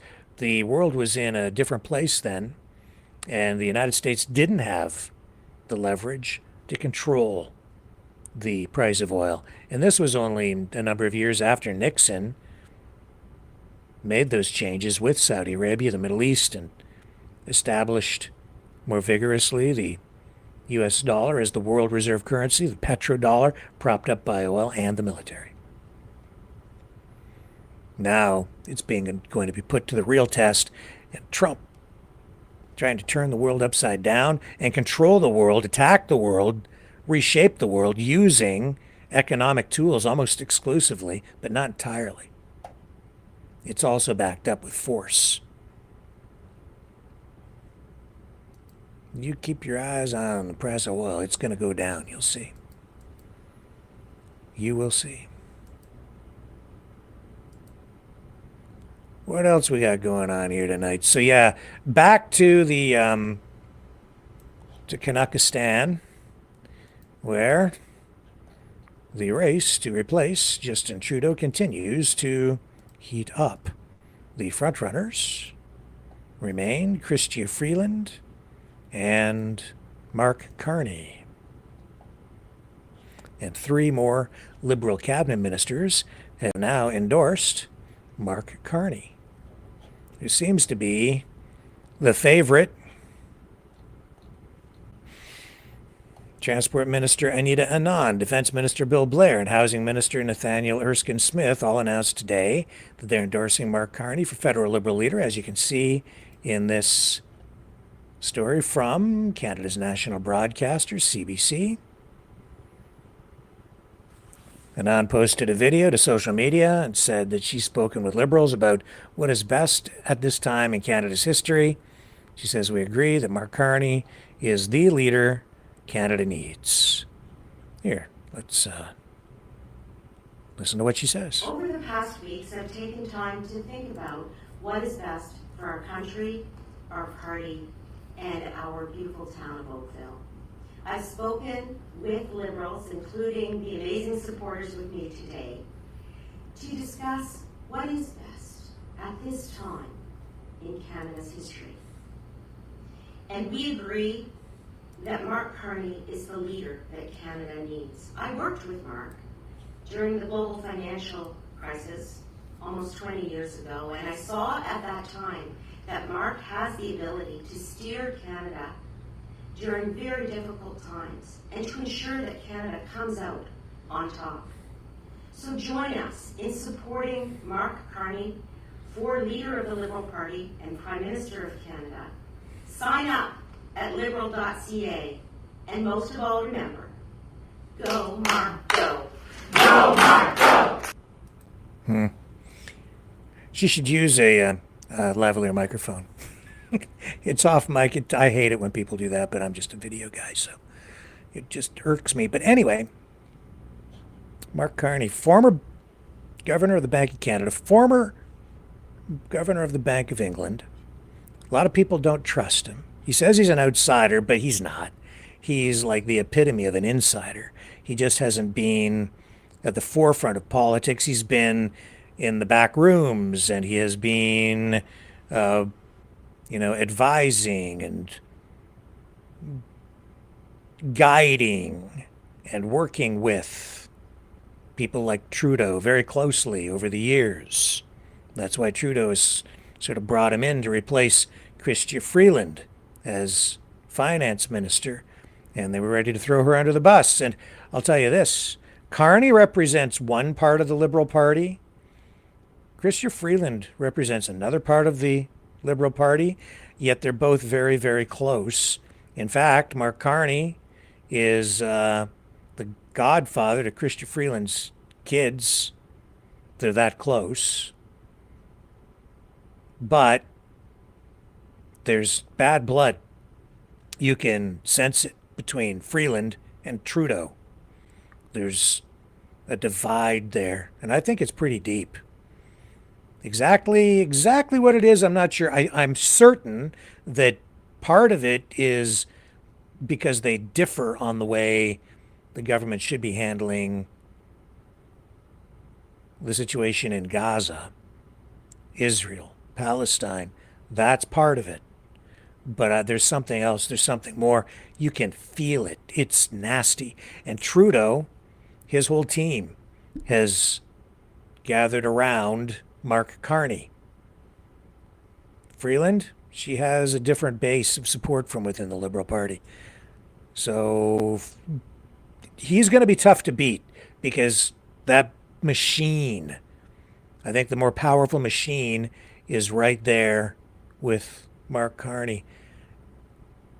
And what a resume the guy has. I mean, he really does. He knows finance. He knows how systems work. He's tied in politically. He's also with the World Economic Forum. That disturbs a lot of people who don't like that globalism. And he's definitely, in that camp, no question about it, pro-carbon tax. And that enriches a lot of people who get those government contracts, or people like Elon Musk who get carbon credits. That's been one of the things that has enriched Elon Musk. Think about it. Better think about it. That's one of the main ways he has made so much money. Carbon credits, because he owns Tesla. This is what people don't, and I'll explain it. Musk owns Tesla. They only produce electric vehicles. Because they don't produce, never have produced any gasoline internal combustion engine vehicles, no ICE vehicles. They are entitled, through the carbon tax, the carbon credit system, they accumulate surplus carbon credits. They then, in any countries that use this system, including the United States, he can then sell those carbon credits to other companies, like, say, Hyundai or General Motors or Ford, companies that produce both gasoline-powered vehicles and electric vehicles, so that they can top up their carbon credits and still meet government regulations, because they're producing still vehicles that burn carbon, or so that the system works. So he doesn't make money just producing electric vehicles. He makes money by selling the carbon credits to other manufacturers. This is one of the schemes that's out there for green companies to get ahead. It gives them a major advantage over other firms. Mark Carney knows how all that stuff works. This is some of the stuff that gets discussed at the World Economic Forum. Is plans like this that have been rolled out. Today, Avi Yemeni of Rebel News managed to catch up with Mark Carney on the streets of Davos as Carney was there. And this was very interesting. I don't normally run clips from Rebel News, but I'm going to run this one because of where Carney is at with all this. This guy could be the next prime minister. And he was really put on the spot by a reporter who has a very contrarian agenda to Carney's. I do lots of media. Friendly media? No, I do. No, God, no. The ones that are here invited? No, I'm doing no media at this one. Can we sit down and I'll make a time with you and answer some actual tough questions? You can make a request for a meeting, and so you can deny it. I never do. I understand. My one question is, can the Canadian oil and gas sector survive the net zero approach that's being promoted here? As I said, I never do. If you want an interview with me, like everybody else, you make a request and we can have an interview. And will you accept that? Like everybody else, if I can fit it in, okay? How do you justify how does the UN climate envoy justify the massive carbon footprint here today to set this up, this fake city for a week event? How did you get here? Did you fly? You walked? Yeah. Did you come on a private jet? Of course not. No, so how do you justify this? Look at all of this. For 1 week event, the carbon footprint is huge. Don't you think that's a bit hypocritical? Oh, drop it. No? Drop it. Look, there's lots of progress being made, but look, I'm not doing a stand-up interview, okay? Why not? You're walking that way anyways. I think people around the world, you know, this year they say regaining trust. That's the whole purpose. I do lots of media. Friendly media. No, I do. No, God, no. The ones that are here invited. Look, I'm doing no media at this one. Can we sit down and I'll make a time with you and answer some actual tough questions? You can make a request for a meeting, and so you can deny it. Look, as I say, with everyone else, you can do the same thing as with the guy from True North. Yeah, he's a good guy, but I'm a good guy. I'm sure you're a good guy as well. All people are good. It's absolutely right. But the whole world is looking at this now, going, "You're a pack of hypocrites, and you're at the top of the chain there." What would you answer people? Just give me one answer to the people. Take care, sir. Yeah. Thing with this liberal leadership race is they're actually allowing people who are not Canadian citizens to participate and vote in the leadership selection process, which I think is wrong. The winner of the race will end up being probably the next Prime Minister of Canada. If we get through the race, the prorogation of Parliament is being challenged legally. If that challenge is successful, maybe we'll go to the polls earlier, even before they get through that leadership convention, in which case, what do we do? I guess, I don't know, if Trudeau could then potentially be plunged into the election, or maybe he would step aside and they would appoint an interim leader and then go into an election with an interim leader. They could do that rather than go through the entire leadership selection process. I don't know how that would play out, because it would be up to Trudeau whether he steps aside or not. And then who would they select? I don't know. But the biggest problem that I see with this whole thing is that the Liberals allow people from other countries to participate in the process. That doesn't seem right to me. Not if we are an actual country with self-determination. Why should other countries, people from other countries, have influence over who the leaders of our political parties are? They shouldn't. But therein lies a need for additional change. That is in the, some people assess. The assessment of some people is such that they think that's one of the reasons the United States is so, and Trump is so focused on Canada and is using this rhetoric about making Canada the 51st state, because that's one of the reasons they see Canada as a potential security risk, because of foreign influence within the Liberal Party, maybe even other parties, and the government itself. The CSIS report about foreign infiltration, probably corrupt members of parliament. But I get a little nervous talking about that stuff because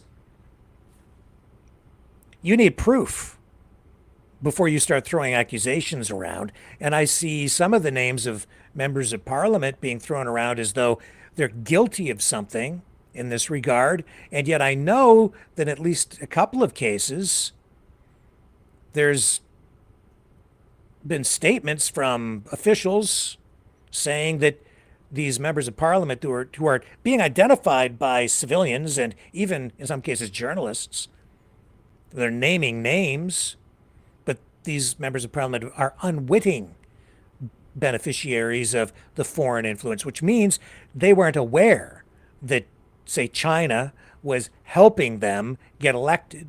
And because they weren't aware, it's not their fault. Therefore, they really haven't done anything illegal.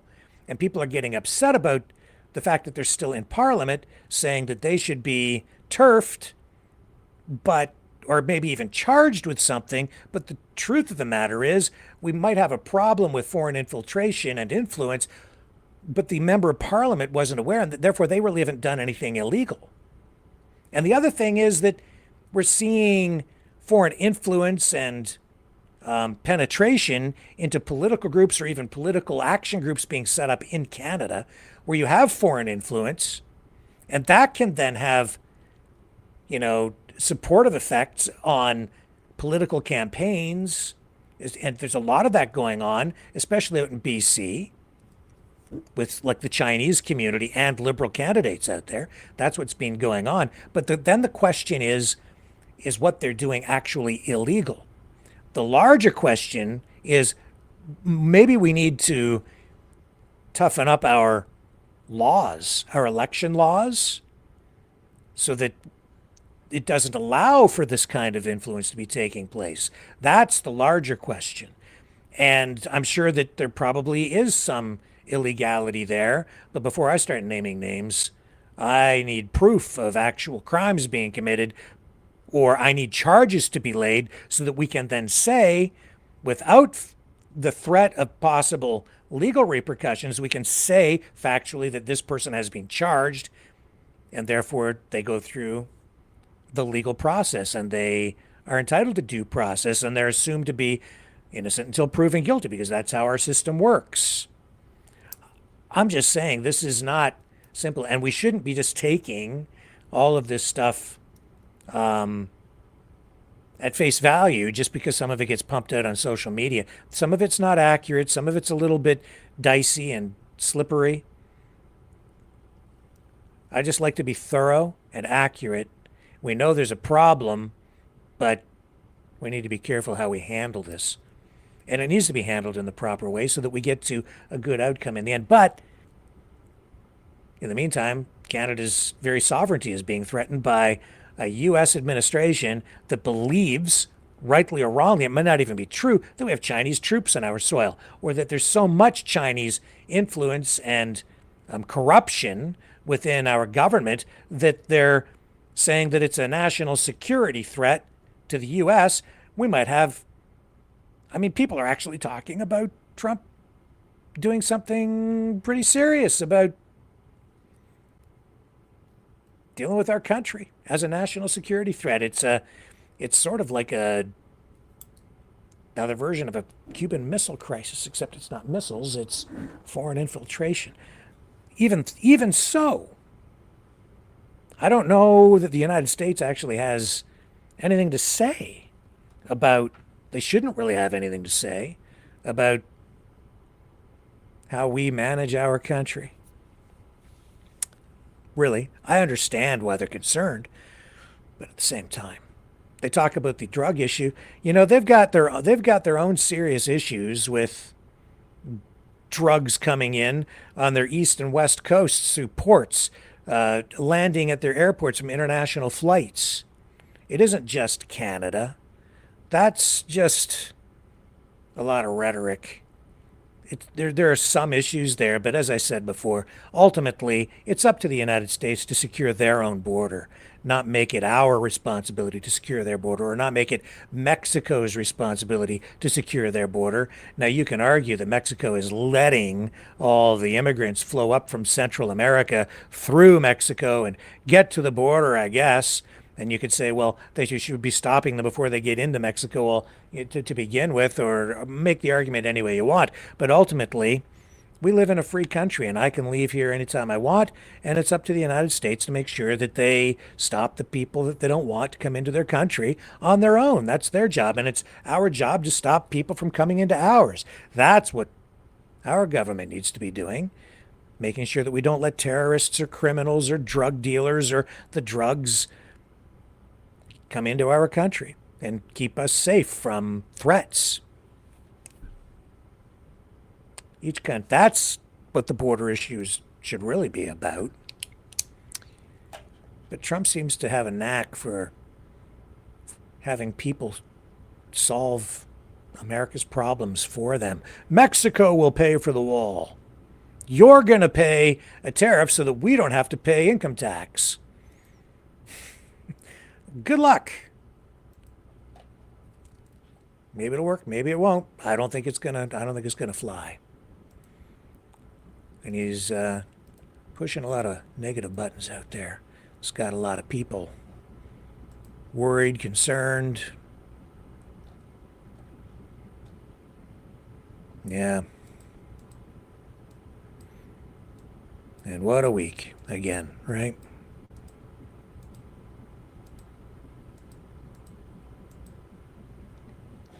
Let's take a look at this assessment of his first week in office. Trump, week 1. MAGA, promises made, promises kept. And scores settled, that's for sure. That's been part of this week. Make no mistake of that. He's been going after his political adversaries, enemies, even people that I thought he got along with fairly well. He went after some of them too. Like I know he didn't get along with John Bolton after he got rid of him from his first administration.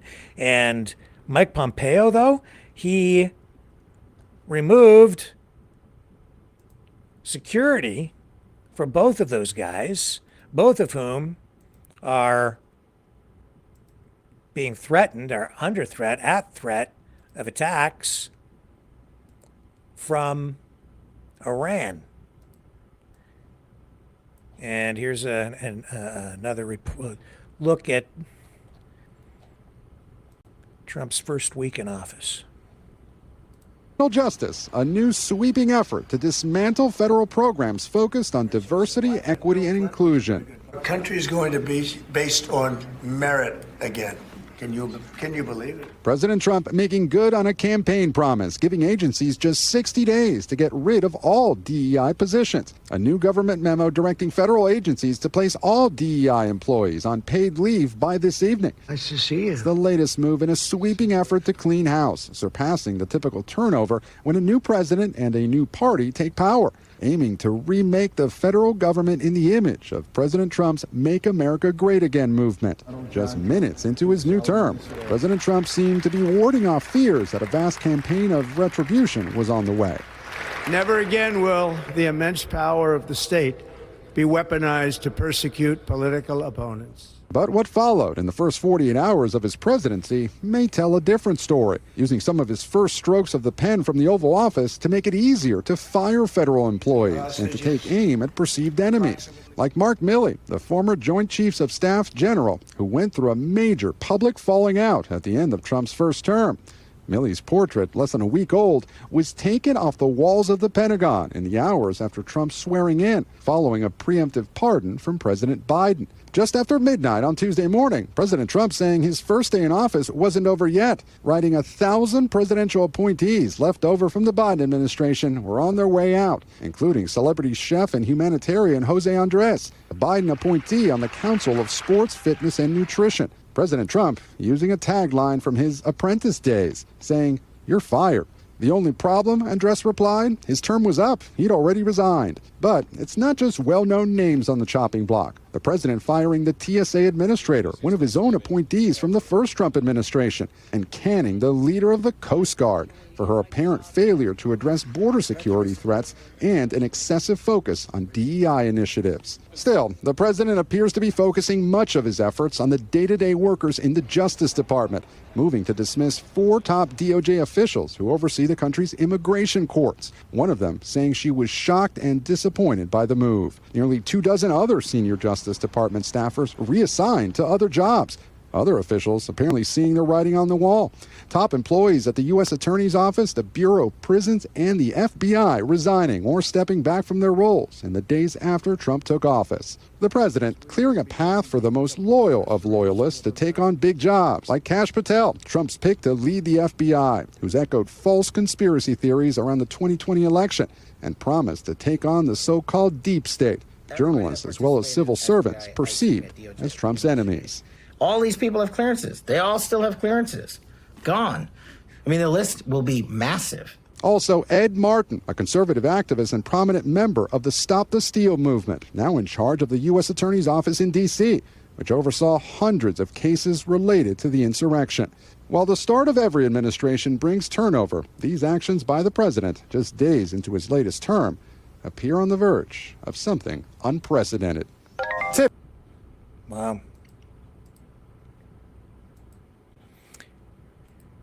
what's going on here is unprecedented. I don't ever remember anything like this happening in U.S. history.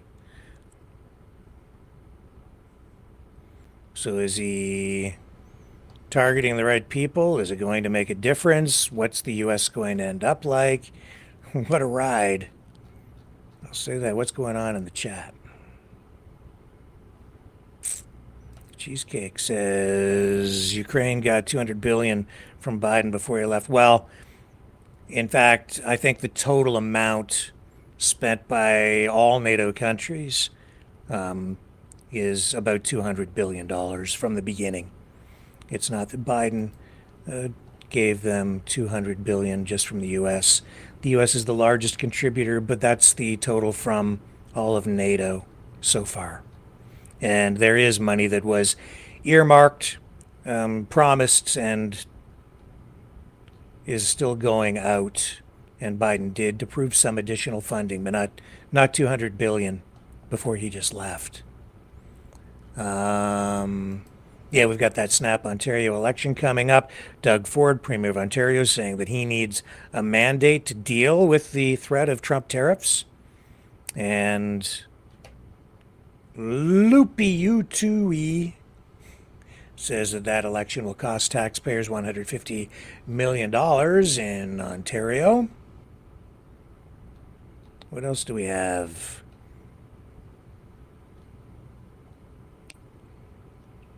Tinfoil Hat says, I need Chinese subtitles.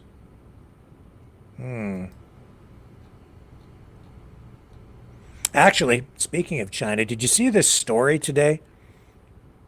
There was a guy who ordered a drill for $40 from AliExpress. And he went public to show people what he actually got.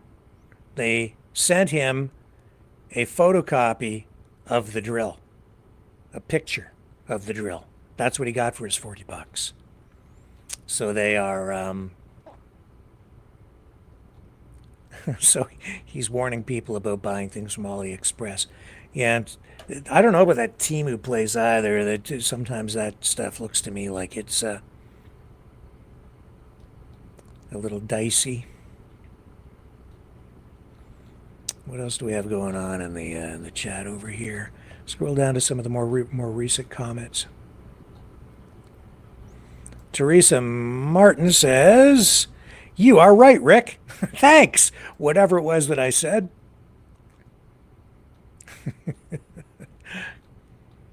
You know, the other thing about this, like, I know we've got a problem and we need to fix it with foreign infiltration, but I'll say this. It's not just China. It's Iran. It's Russia. And it's other countries, too. They're all involved in all of this. And keep in mind that right now we have this axis of resistance that has been established between Russia, China, Iran, North Korea. So they're all aligned. And when you've got Chinese problems, you've got problems with all of them.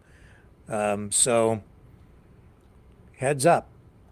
That's all I have to say. And as much as people complain or suggest that there's like something wrong or illegal about a lot of this Chinese influence, you have to keep it in perspective in this way.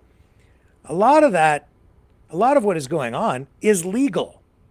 Not to say that it's right or good for the country, but if you're talking about real estate investing involving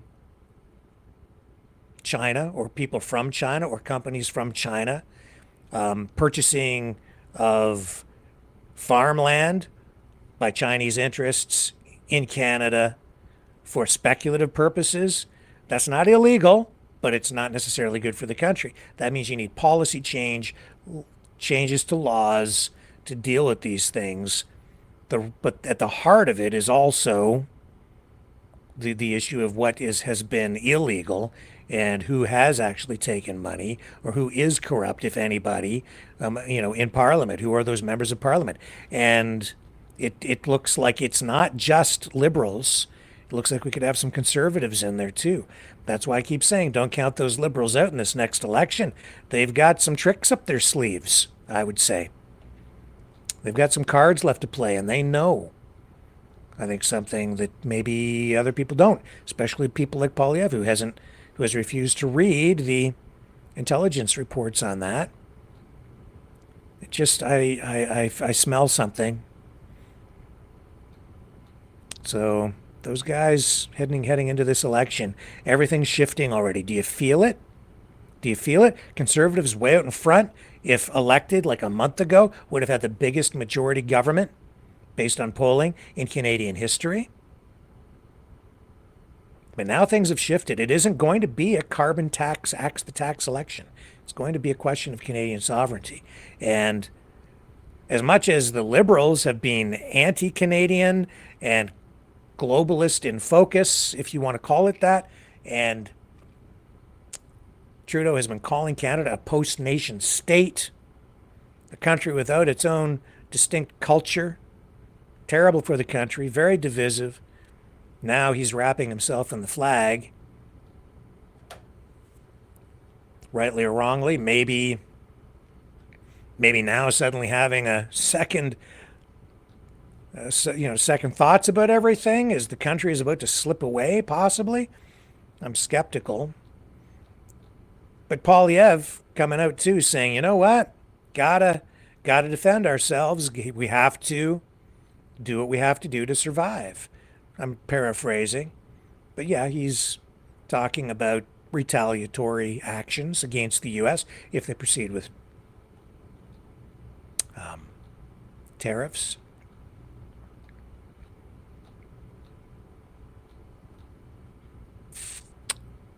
What else do we have going on in the chat? Lots of action in the chat tonight over on YouTube. And Billy Mustang says, at best, Temu is highly unethical. Avoid at all costs. Sorry that happened, Merrick. My mom got scammed. Whatever happened to Merrick. Account frozen and stuck in the USA. Yeah, I've never ordered anything from them. It looks pretty scammy to me. It just doesn't. The stuff is priced at so low that it's like too good to be true, and it's probably junk. Let's look in the chat on Rumble. Almatch says, that's right, Rick. Thanks, Alma. Again, I don't know what I was right about, but at least I seem to have been right about something.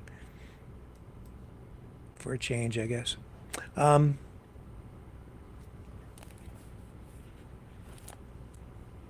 Malaka Tom says, the return of blackface, referring to Trudeau, no doubt.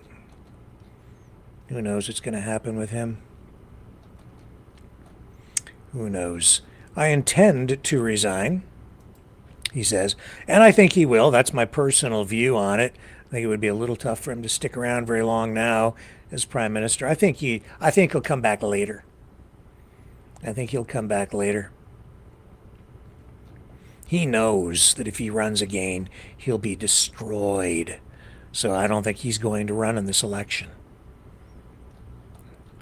Not for Prime Minister. Not as a leader of the party. He'll be destroyed. So he'll let somebody else take the fall, which is not very classy. If he was a real leader, he would step up and take it on the chin. Take one for the team, basically. That's what a real leader does. And then go down with the ship. Unless you're handing it off in a meaningful way to somebody who really stands a chance of possibly winning. But then again, with everything shifting the way it is in such dramatic fashion, maybe Carney would have a chance. I don't think Chrystia Freeland will have a chance. She has too much baggage. And the economy sucks too much in a lot of ways. Too much inflation, too much homelessness, not enough, too much unemployment. It isn't terrible. Things have come down. In fact, inflation in Canada is at it's around just a little over 2%.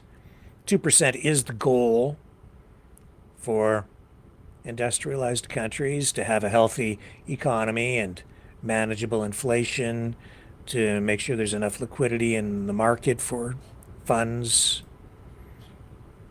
And we're just a little bit above that, I believe, at last check. So inflation has come way down.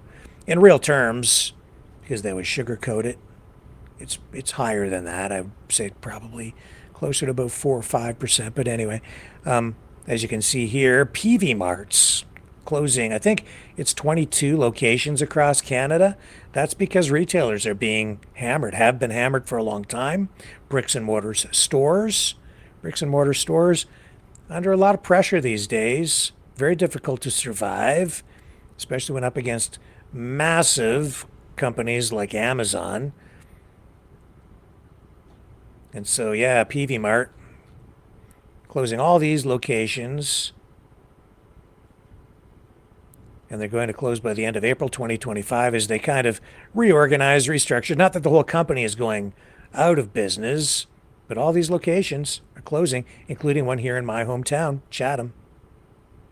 Arnprior, Bedford, Bowmanville, Brockville, Chatham, where I live, Collingwood, Cornwall, Goderich, Grimsby, Kingston, Kitchener, Lambeth, just up the road here, Mount Forest, just up the road from me, Sarnia, just up the road from me, Smiths Falls, Ontario, way up north, St. Catharines, St. Jacobs, St. Thomas, just up the road, Sudbury, Woodstock, Uxbridge. A lot of Ontario locations. And you see over on the side an ad from somebody who doesn't like Doug Ford as we get ready, when we're gearing up now for this election, saying unemployment in Doug Ford's Ontario reached 7.6% in November of 2024. It was 5.9% in 2018 when he took power. Help stop Ford, it says. And this is from Ontario Forward, which is a citizens organization working to help move Ontario towards a brighter future. A political action group.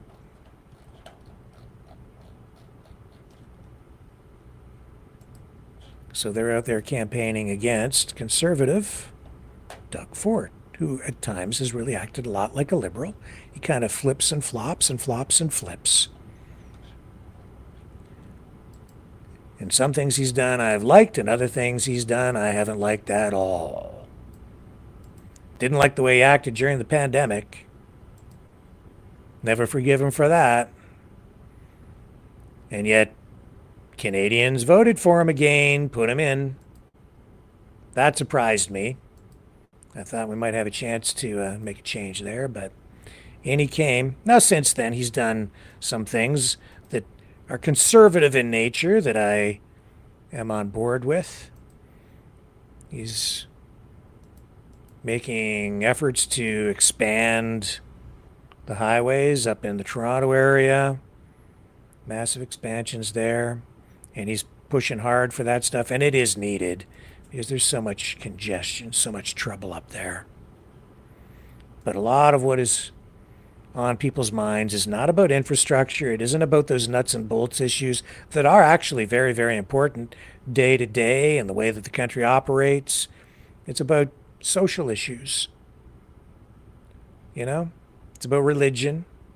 It's about these gender issues, LGBTQS plus rights issues, immigration. And it's about the ongoing assault on, I would say, the orthodox foundational building blocks upon which our country was built. Jordan Peterson on Piers Morgan talking about that very thing right here, saying that it's time to take more pride in your country, and it's time for England to take more pride in their country as well. I don't know if you guys in the UK understand how sad it is for us in Canada and in the United States to watch what you're doing to yourself. I mean, the UK is a great country. When I go there, I go to Oxford, I go to Cambridge, to these remarkable places in London, see your unbelievable deep history, understand how much the world owes the UK in terms of, say, the establishment of common law and decent government everywhere, including places like India. We owe the UK such an immense debt. And to watch you guys like spiral yourselves into the ground for this idiot, weak political correctness that's gone so far that you can allow your working class women to be raped en masse sadistically and say nothing about it and gaslight people who are telling the truth.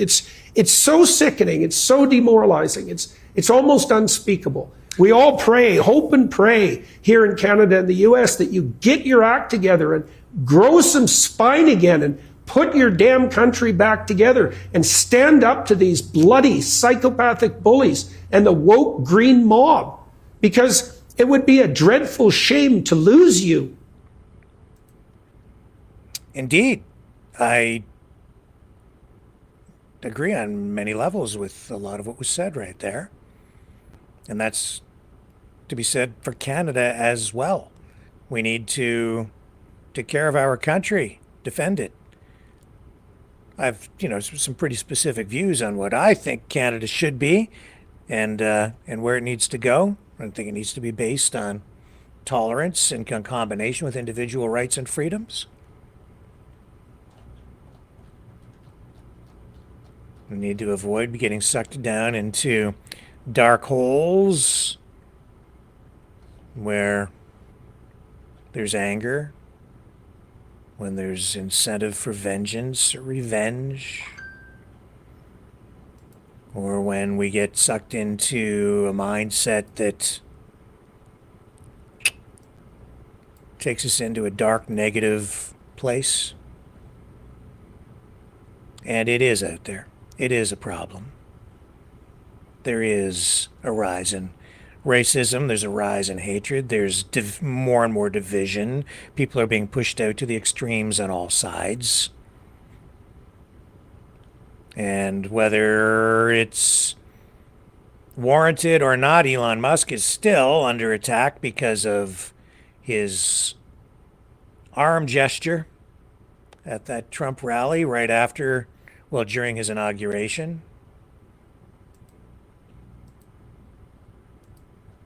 So there was a political action group that used a projector to put an image of Elon Musk showing his controversial salute during that rally for Donald Trump.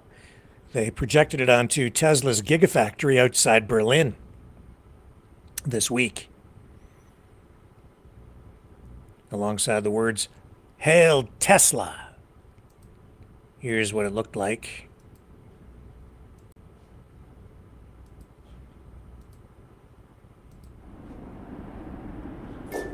Thank you for making it happen. Thank you.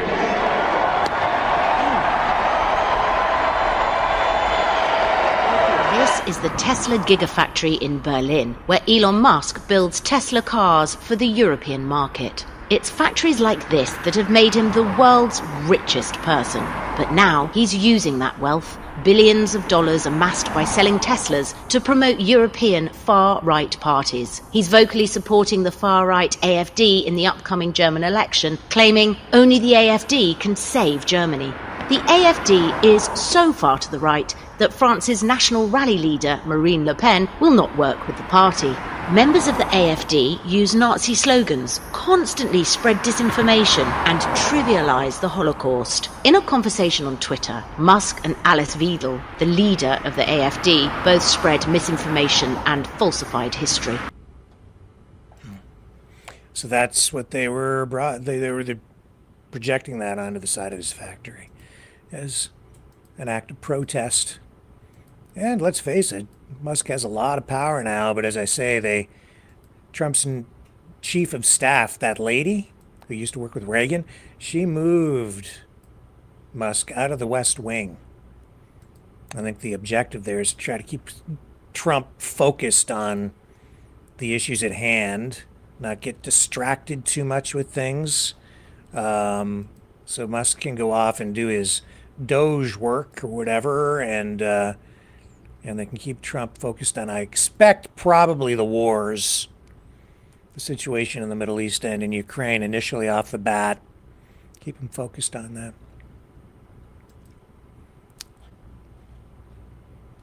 And I guess this is funny. I guess astronomers got a gander at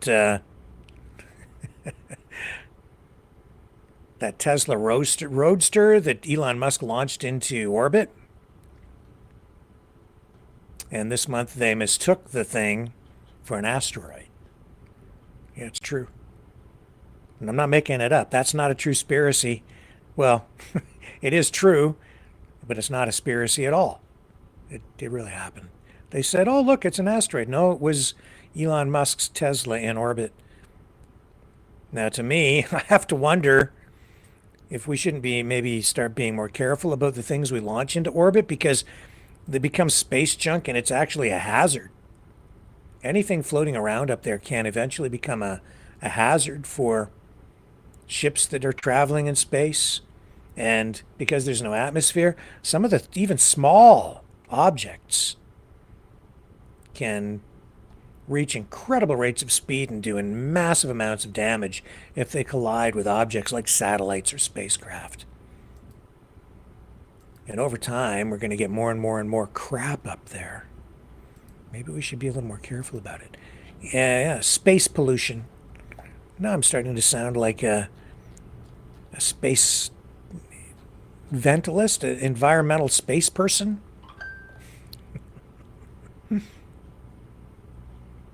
And Steve says, Rick, did you see Melania traveling close to Trump keep him grounded? I don't think she actually likes the political life that much, to be frank. I don't get the sense she likes it very much. Whether she's keeping him grounded or not, I don't know. And Billy Mustang says we should send Trudeau into space and let him become the galaxy's hazard. And All Sorts says, I agree, Rick. Hey, I'm doing okay tonight. I've got a few people agreeing with me on points. That's All Sorts. Thank you for that. Finally, some people agreeing with me. Do I have any haters in there tonight? Probably a few. Oh, yeah, there's a couple over there. Just going over here to Rumble. Dampening field. The 51st state of Canada will enjoy Trump's AI mRNA vaccine Stargate with popcorn. Yeah, that's exactly right. 51st state will become, yeah, everything with this is just upside down. People are all like a lot of people are thinking that we're going to see Fauci arrested and all these people, dragged into trials and tribunals because of things going on with that went on with the vaccine. But I don't know. Trump is immune to everything. He really is, in many respects, above the law now because of what's happened legally, even since he was president the last time. But I still maintain that the buck stops with him when it comes to the vax, and with so many other things as well. He was the guy in charge. He approved Operation Warp Speed. He said, go ahead, just don't worry about the approvals. Let's just get her done. And he wanted, in the worst way, for the pharmaceutical companies to come out and give him credit for the vaccines being approved, and they didn't want to do it. They wanted to give the credit to, they wanted to wait for Biden to come into office, if you remember. But they didn't. Anyway, it doesn't matter. Well, it does matter.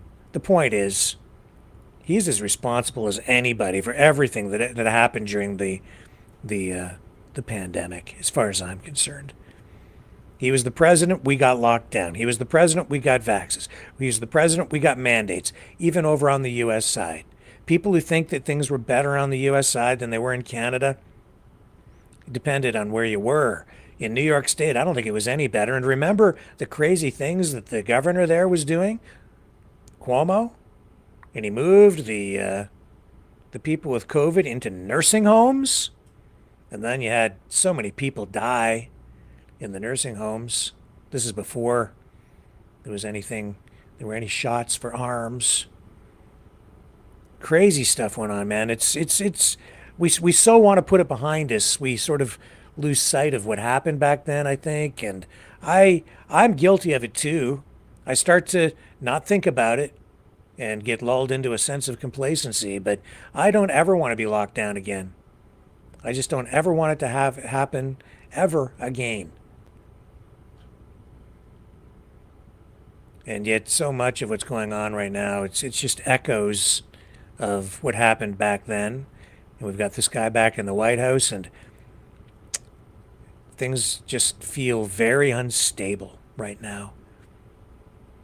And he's just picking fights everywhere. Things don't seem to make sense to me because they don't make sense.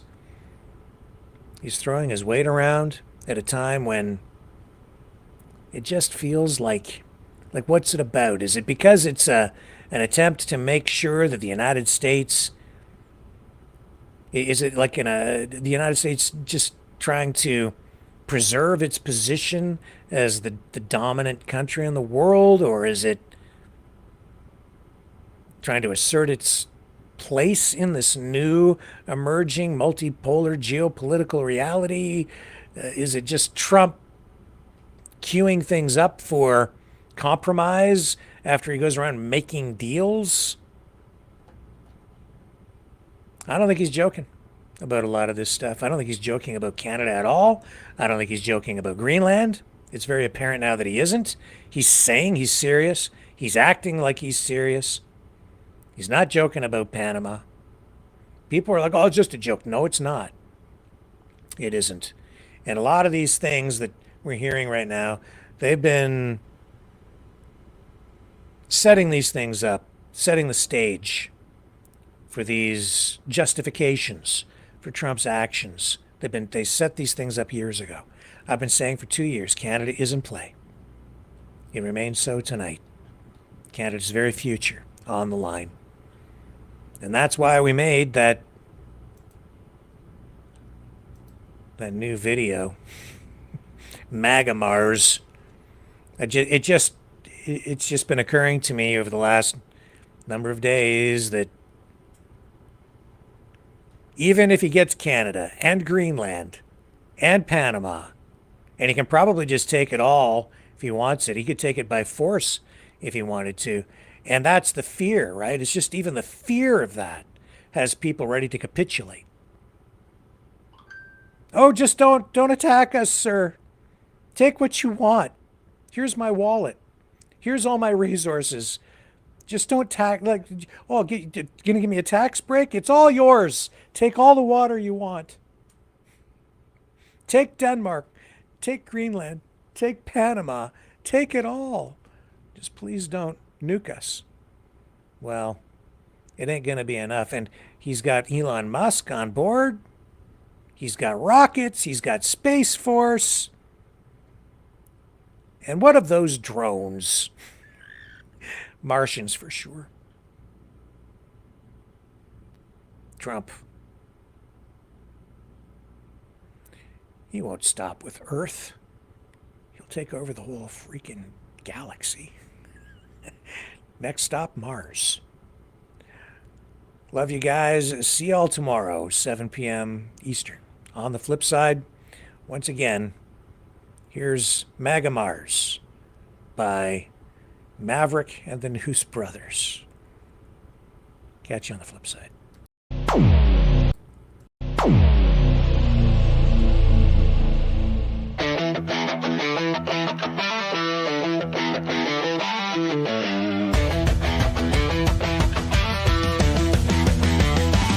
He's got a plan. It's bold and grand, taking over land, sea and sand. Canada's ours. Greenland's in the mix. The Panama Canal's just another fix. But Mars, oh Mars, you pesky red sphere, your spying drones are making it clear. It's a threat to Earth, a cosmic sin. But don't worry, folks, he'll make Mars great again. Maga Mars, you're the 53rd state. Under Trump, your future is great. With Elon Musk and the Space Force too, we're slapping tariffs on your Martian crew. Make Mars great, yeah, make Mars ours. Wave that flag on the red rock stars.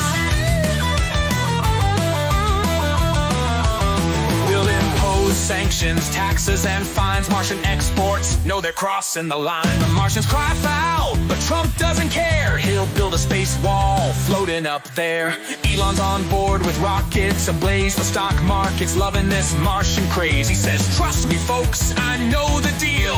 Martian gold is ours, this plan is real. Maga Mars, you're the 53rd state. Under Trump, your future is great.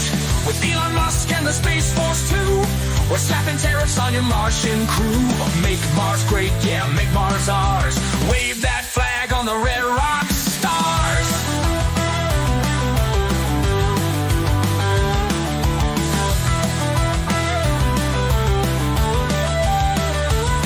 Yeah, Mars hotels with golf resorts, intergalactic trade reports, a Maga dome where Martians bow. We've got the best Martians, Trump says now.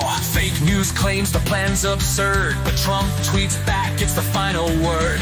Martian drones not on my watch. Space Force ready to kick it up a notch. Maga Mars, you're the 53rd state. Under Trump, your future is great. With Elon Musk and the Space Force too, we're slapping tariffs on your Martian crew. Make Mars great, yeah, make Mars ours. Wave that flag on the red rock stars. So buckle up for the Martian fight. Trump's taking over the Martian night. It's all for freedom, it's all for the win. Oh, say can you see, he'll make Mars great again.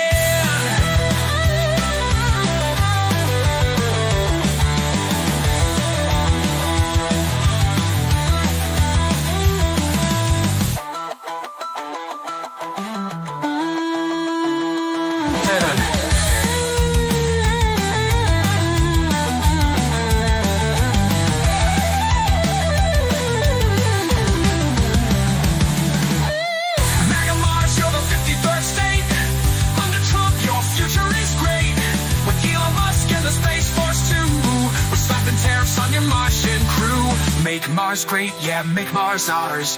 Wave that flag on the red rock stars.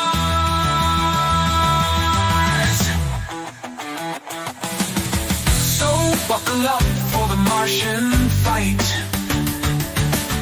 Trump's taking over the Martian night. It's all for freedom, it's all for the win. Oh, say, can you see, he'll make Mars great again.